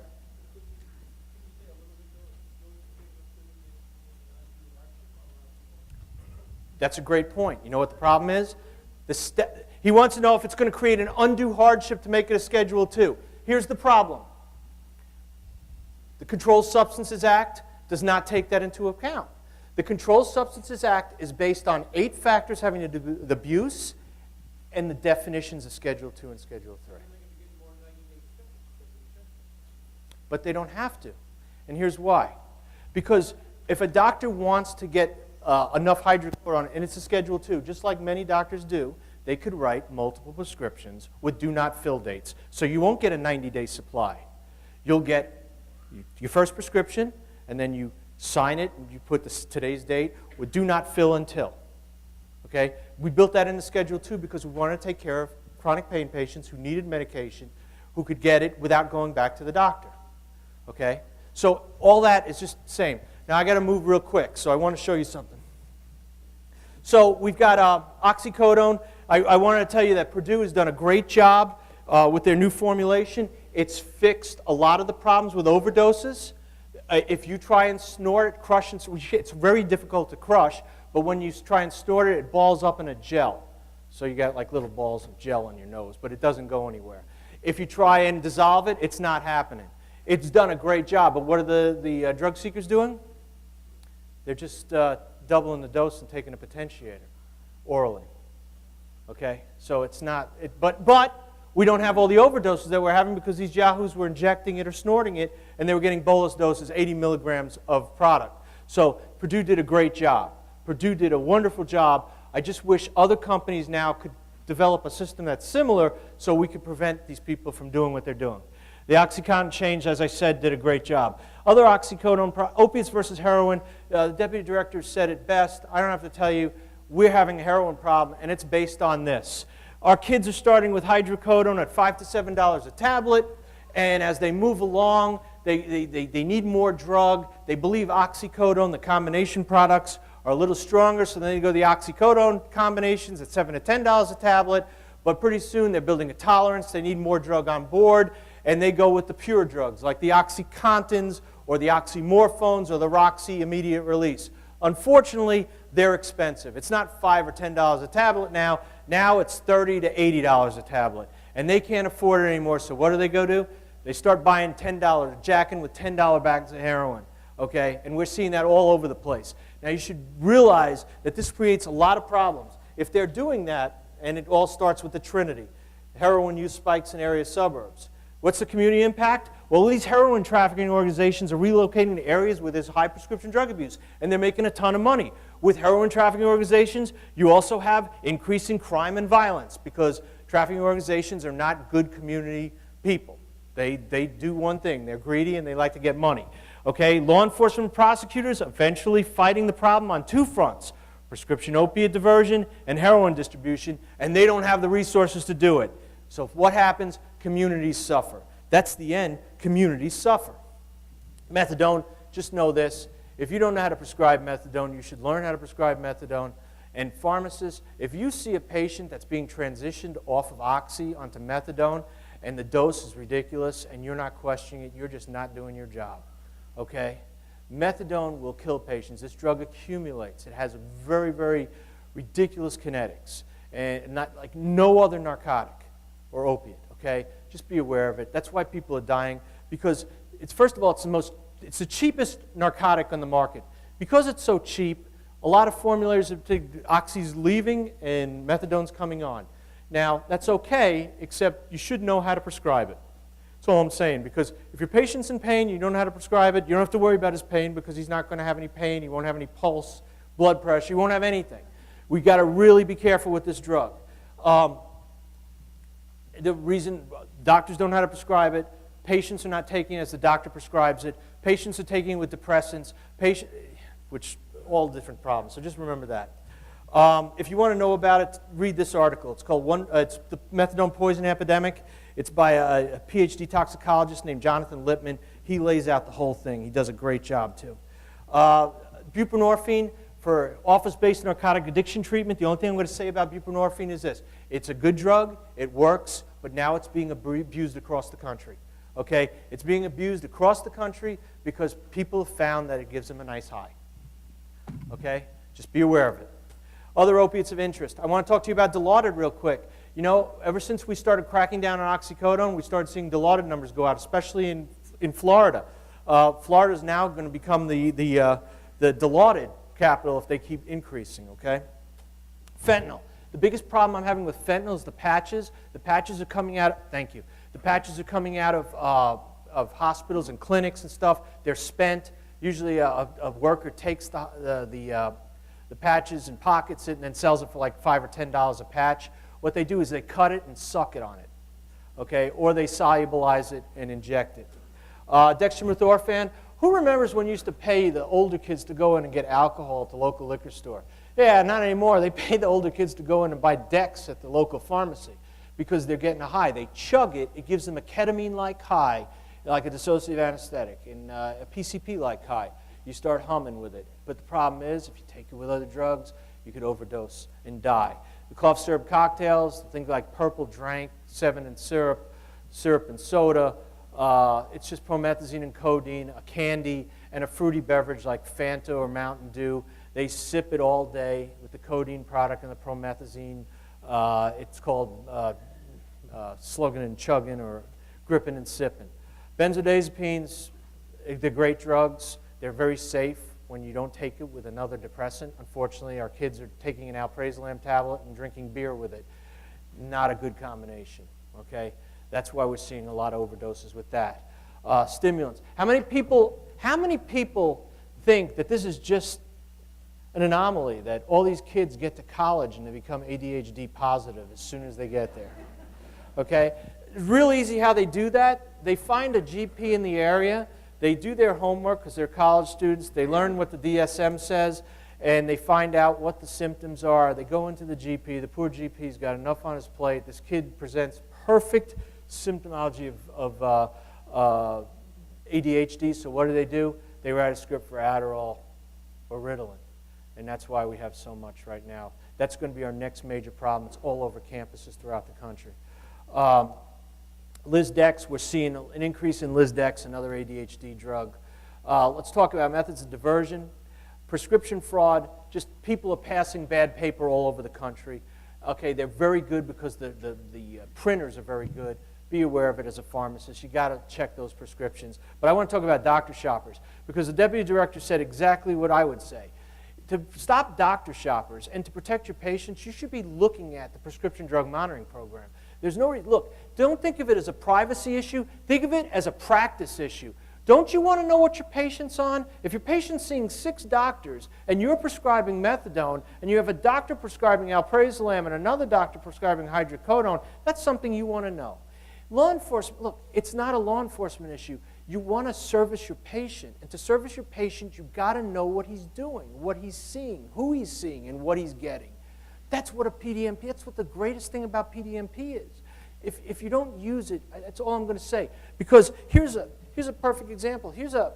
This is a typical doctor shopper. He's seeing like 9 doctors. He's getting drugs from every one of them. If one of those doctors would jump on the PDMP and say, hey, why are you seeing all these doctors? You could stop the madness. Because then you could call the doctors and say, I think we have a problem with one of our patients. But if they're not checking, it's never going to stop. Diversion of the internet, I've told you all about the internet. Yes, sir. Everybody talks about the importance of this at a national level. Yeah. Why don't we have to ask for a national... Could you give me that question, the first question out of the box? I'm just about done, and then we can talk questions. Don't forget that question. I talked to you about the internet drug problem, and this is what happened. Now, you don't think this drug was being used as hydrocodone. 34 pharmacies in the state of Florida. Just 34 pharmacies doing this, all fulfilling internet prescriptions. 34 pharmacies did 98 million tablets, okay, of hydrocodone in 1 year. That's outrageous. And luckily, Congress shut that down. Congress passed the Ryan-Haight Act, and the Ryan-Haight Act basically said, if you're going to operate over the internet, you must see the patient at least one time. The pharmacies have to have a modified registration, and if you're going to do that, you have to identify the pharmacy on the website and the doctors that are servicing that website. It's great. The whole internet shut down with controlled substances almost overnight. Those are the per se violations, but what did they do? The traffickers adapted. Some went overseas, but many went to non-controlled drugs. But then most of them did this.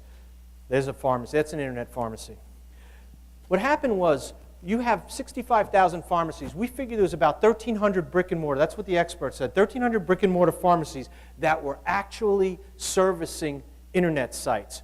If 1,300 were out there, and we have to get a modified registration, you figure all 1,300 would come in and get a modified registration. There's 68,000 pharmacies in the United States, brick and mortar pharmacies. How many do you think came in for the registration? 39 applications were filed. 20 were withdrawn after they realized they had to go through an inspection. 7 applications were filed in error. 12 are pending, but we've never approved an application. Where did all these pharmacies go? Where are the guys getting their medication? Well, they went down to Florida and became pain clinics. Now, I know you don't believe me, but here's why. In 2008, we passed Ryan-Haight. Congress did a phenomenal job. Ryan-Haight's a great act. 2007, there were 4 pain clinics in Broward County. In 2008, there were 66, right after Ryan-Haight was passed. In 2009, we were 115. In 2010, there were 142 pain clinics just in Broward County alone. How is that possible? Is that where all the sick people are? And by the way, most of those pain clinics are doing oxycodone. Now, I know there's a doctor out there saying, well, all those elderly patients, they need to be treated for their pain. If you're an elderly patient, how many doctors think that an elderly patient should get Oxy-IR 30 milligrams, 1 tablet, 2 tablets, 3 times a day as needed for pain? Okay? Because that's what we're seeing. Okay? Elderly patients don't react well to pure oxycodone. They just don't. So, here, let me show you something. There's Ryan-Haight, 2008. If you notice, these are cases reported for hydrocodone and oxycodone. They were in 2008, there were more hydrocodone cases than oxy. In 2009, oxy caught up. By 2011, there were many more oxy cases because hydro fell out because now they're doing pain clinic stuff. That's what a pain clinic looks like at 8 o'clock in the morning or 8:15 in the morning. They're all lined up. Look at all those sick people. This woman right here over on sitting there, they're all sick. Okay, many of the clinics are prescription dispensing mills. You go in, you see the doc, what's the problem? I got a back pain. Do you have an MRI? No. You go down to that trailer down the street, and you get that MRI, and you come back here, and I'll service you. They go down to the trailer, they come back. They might not come back with their MRI, but they got an MRI. And they go in, and that's what happens. There's minimal practitioner-patient interaction. Let me tell you, this is drug trafficking. This is a crack house. This is not patient care.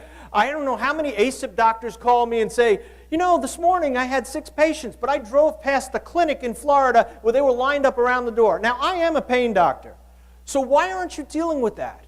Okay, because it's just not that easy, because everybody's afforded due process. And to, you have to do a case. You just can't come in and say, Doc, you have too many patients, I'm closing you down. There's things you have to do. But let me show you something. Okay, the migration of pain clinics now, or through to Florida. You've got pain clinics, Florida to Georgia, to Texas, to California, but this is really bad because it's up in the Midwest now. It's all through Georgia, Tennessee, Kentucky, Ohio, into Missouri. And a lot of these clinics are owned by Florida pain clinic owners. Okay, let me show you about the Florida migration. It used to be that most of these patients were coming from other states. Now let me show you something. We had one case where this poor guy, he was a veteran, he came out of Massachusetts. Okay, now this is a guy who was a veteran who came out of Massachusetts. Now he could have gone to the VA, or he could have gone to Mass General, which is one of the greatest hospitals in the country. Or he could have gone to Rhode Island Hospital, because he passed every one of these on the way to Florida. Passed Yale, New Haven, New York Press, Newark Beth Israel, University of Penn, Johns Hopkins. There's a dog, Johns Hopkins. Yeah, Georgetown Medical, Wake Forest, Medical University of South Carolina, Emory University. He even went past the Mayo Clinic of Florida. So he could go to one of these places. MRI done today. Low prices on meds, short waits or we pay you. Now I know that your doctor's like that. You go to your doctor and say, hey, you've been here 20 minutes, $50. You get $50. Okay? Or about these guys, or this guy. She doesn't look like she's in pain. These people don't look like they're in pain. In fact, these people are so good they're not in pain that another clinic used them. How about that? And this is what you look at. When you're in a pain clinic, that's what you're looking at, because this is an undercover. Taking a pain clinic. Now think about that. That's where your medical treatment are. You go in and you're there for 3 minutes. You're searched. You got to give your phone. You can't take your phone. If you leave, you can't come back in. Everything's cash. That's your pain clinic. That's your practice. That we're harboring these people, and some people want to protect them because they are providing medical care. That's outrageous. That's not medical care. What you guys do is medical care. What these people do is drug trafficking, plain and simple. What do they charge? Oh, and now it's all over the board. $500, $600. They used to be able to dispense out of their clinics, but they can't anymore.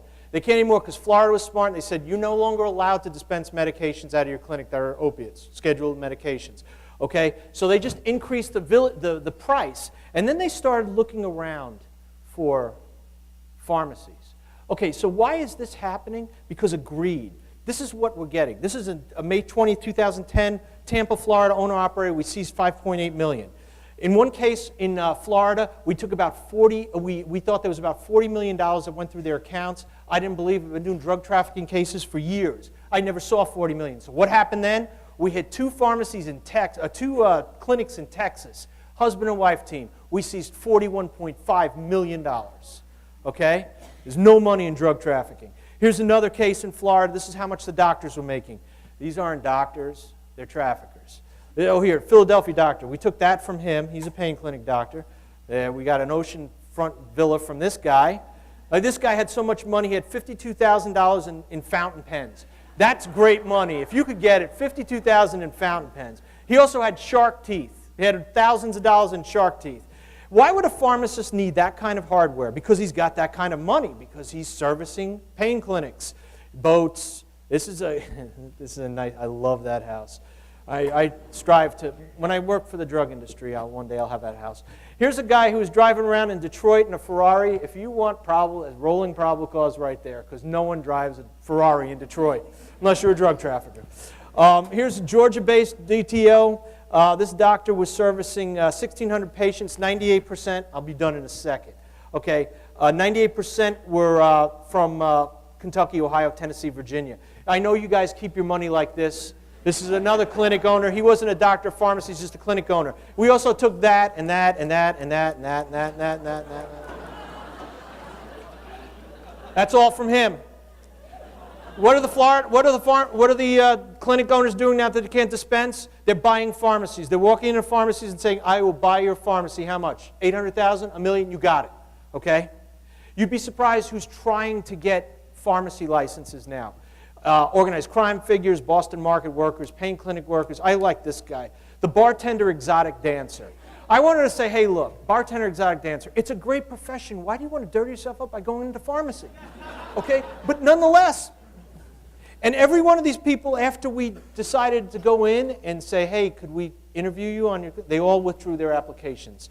You know, the bottom line is this. If the pharmacist now would stop this nonsense from occurring and start turning down prescriptions, we'd have the problem licked. So I don't want to hear pharmacists say, well, I don't know that it's an invalid prescription. Look at these red flags, and I'm going to give you one thing, and then we're done. Here's the deal. If you're in a pharmacy and a van pulls up and 7 people get out, all look like transients, most of them haven't showered, and the guy who's driving starts handing prescriptions to them, and they walk into the place and get them filled, you could pretty much guarantee you that those are bad scripts. I'm just, on a whim, I'm just going there. Because here's the deal. Listen, this is important.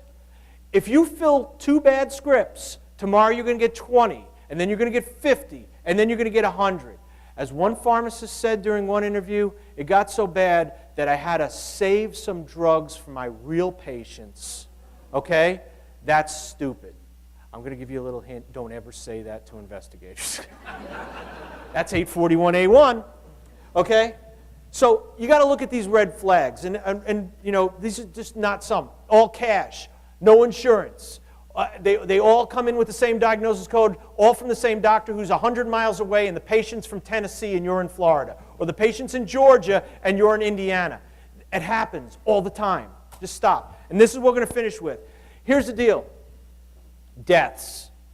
Listen, at the height, Florida was losing about 9 a day, I guess. Think about this. If you had 9 dolphins washing up on shore, we'd have a national, I mean, they would mobilize the Army. They'd mobilize the National Guard. What's killing the dolphins? You know, when you're losing, I think now it's down to 5 a day, 5 or 6 a day. But if you're losing 5 or 6 a day, these are people. I mean, they're not dolphins, I know, and dolphins are very loved. But these are somebody's mothers and fathers, sisters and brothers, aunts and uncles, friends. And you know what? We've got to take it a little more seriously because we can't keep losing our patients. We can't. It's a tragedy. This is a national tragedy. The dolphins are a national tragedy, but when we lose people, it really hits home. And God, I'm asking you, you know what your obligations are under the Act. Please exercise them. Prevent people from dying. Thank you very much. I'll be asking questions.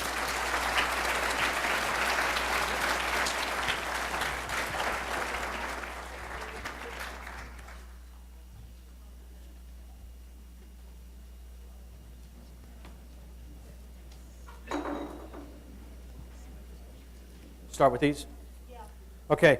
The question, if I recognize a colleague who is overprescribing thousands of oxy tabs, what should be done?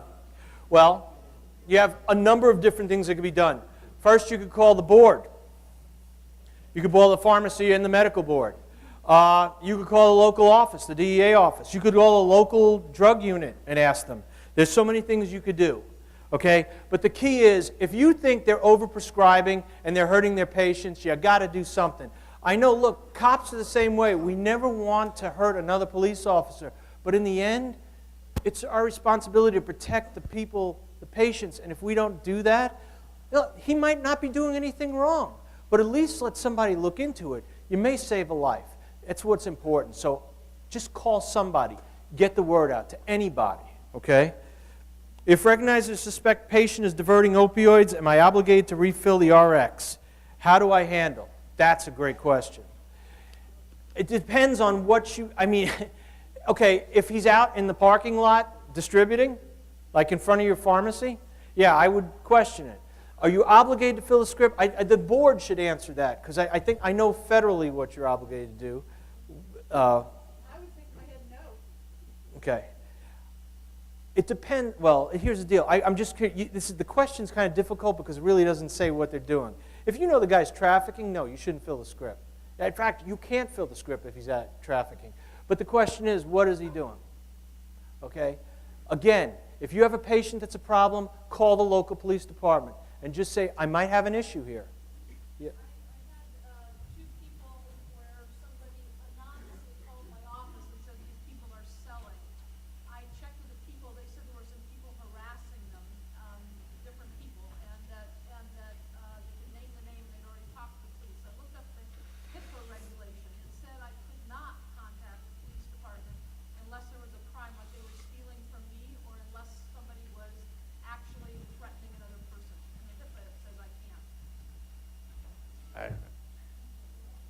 Okay, let me look into that.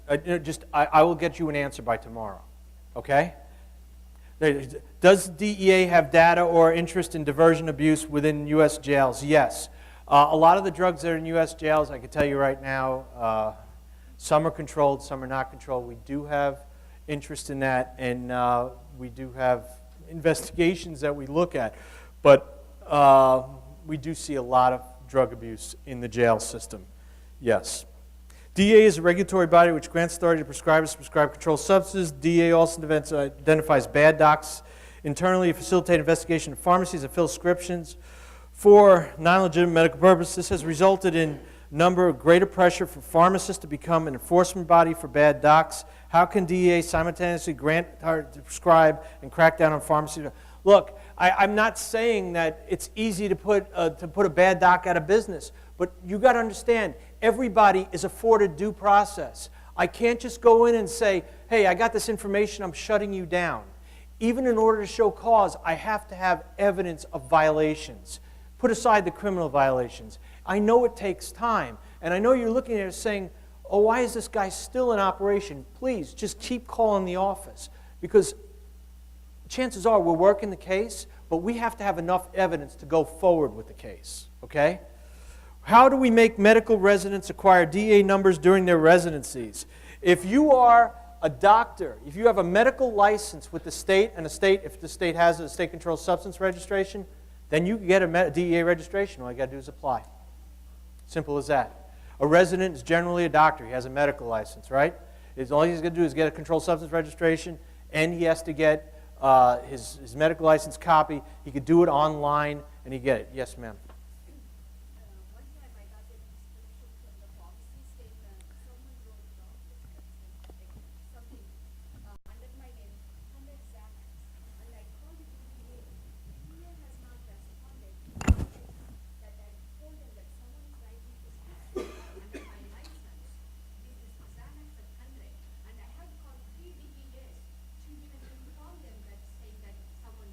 Okay, do this. On the break, we'll take your information. I promise somebody. I promise somebody. Okay. Okay.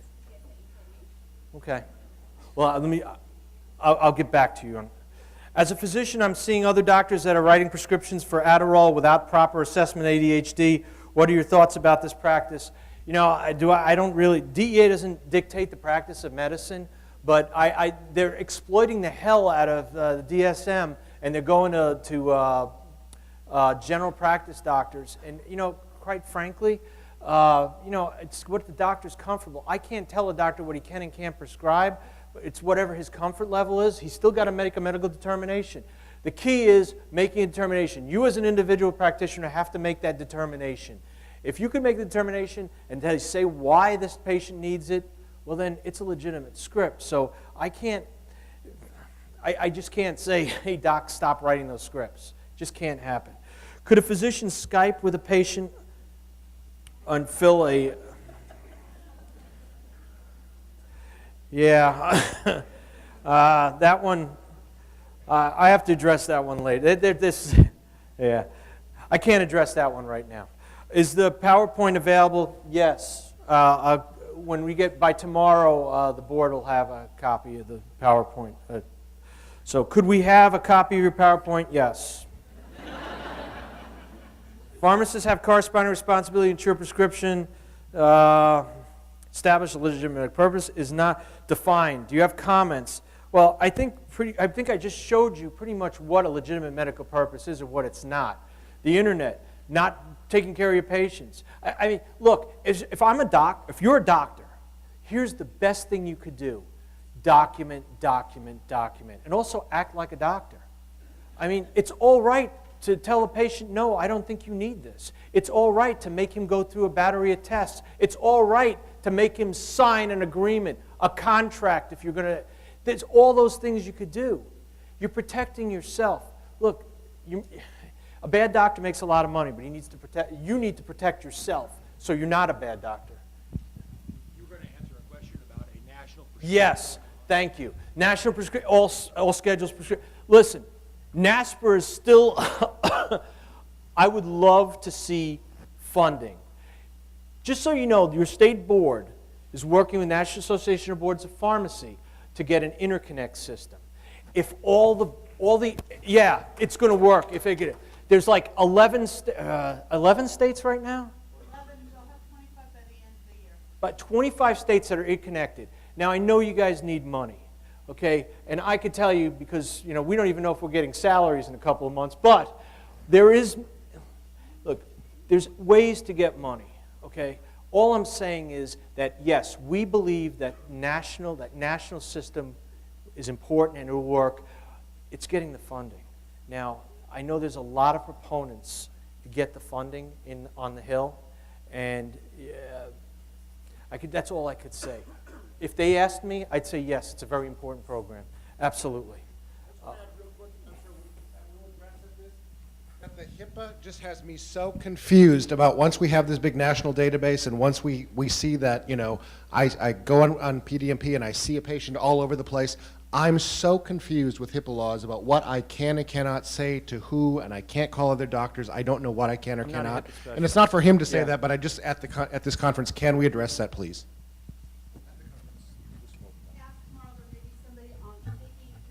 Something for our next conference in this area, but it is a legitimate medical purpose for you to know the drugs that your patient are on. Okay, why can't tablets for marked by prescription with a code to track diversion? Because quite frankly, I don't think it's cost effective to mark tablets, plus you have to go through a whole FDA process. I don't even know if anybody's doing that. Yeah, just let me do two more. When hydrocodone will be scheduled 2? Not soon enough. What do we do as pharmacists if we refuse to fill a controlled substance and the doctor complains to our employer? Oh, okay. I'm going to end with this. This is kind of important. And I'm going to look at these scripts. If you're one of these left, I'll be here. I'll take you outside. I'll answer all your questions. As a pharmacist now, listen to me. Your registration, your pharmacy license is yours. It's not your district managers. It's not your regional managers or your regional vice president. It's yours. You have a corresponding responsibility. Too often we're seeing these regional managers and these regional vice presidents putting pressure on pharmacists because this red light, green light BS, or they're trying to, oh, you're not pushing out enough scripts. You need to step it up a little. Listen to me. Don't get involved in that. It's okay to say, you know what? I didn't feel it was a valid script. I'm not filling it. Okay? It's not the regional vice president, it's not the regional director, the regional manager that's going to be harmed by your activity. It's you, because they're going to say, I never said that. We see that all the time. I got news for them, though. We've just decided that since the companies don't realize what kind of damage they're doing, we're going to go after regional people, too. If I'm investigating a pharmacist, I'm going to look at their regional people too. Because I am not going to allow somebody in the corporate world to dictate pharmacy practice. Pharmacy practice is supposed to be protecting patients. It's not supposed to be protecting the corporation. Okay? Look, you pharmacists act like it. Your doctors act like it. If you're pharmacists and you just want to fill every script, then you might as well be a tech. Because that's what techs do. Okay? Think about that.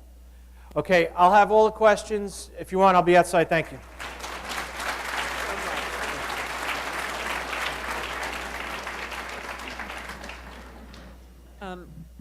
We don't often get a speaker who's willing to speak for 2 hours, almost uninterrupted.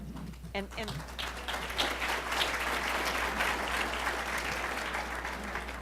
Mr. Ranasisi is going to be on a panel tomorrow also, and maybe tomorrow he'll actually tell us what he really thinks about these issues.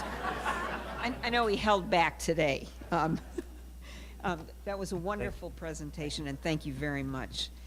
Today's presentations have provided an excellent overview of the enormity of the challenges ahead. Tomorrow's presentations will focus specifically on the medical and pharmacy professional perspectives, as well as panel discussions on potential tools and solutions to address this growing issue of prescription drug abuse. For those that need CME credit, make sure that you need to fill out the evaluation form and turn it in outside, and please print legibly. 4 hours today. If you come back tomorrow, you can get some more. 6 hours. 4 hours today, 6 hours tomorrow. For those of you who are interested in filing an application for the Cures system tomorrow, we will have someone from the DA's office here who can accept the applications. And if you're interested, I'm going to read what you need to do. I hope you can hear me. You need to go online tonight to the Attorney General's website, www.oag.ca.gov, and look for the Cures Prescription Drug Monitoring Program. You will find an application form there. Print out the application, fill it out, and bring it tomorrow. Sign it, date it, and bring it with a copy of your DEA registration, a copy of your medical license or pocket certificate, and your driver's license. So copies of those documents, DEA license, medical license, and your driver's license, and filled out form. And that, because we'll have someone from the Attorney General's office, that will avoid the need to have the forms notarized. So if we hand it directly to the AG, we get around that. So if anybody's interested or still listening, we'll see you tomorrow, and the sessions start at 8 a.m. tomorrow.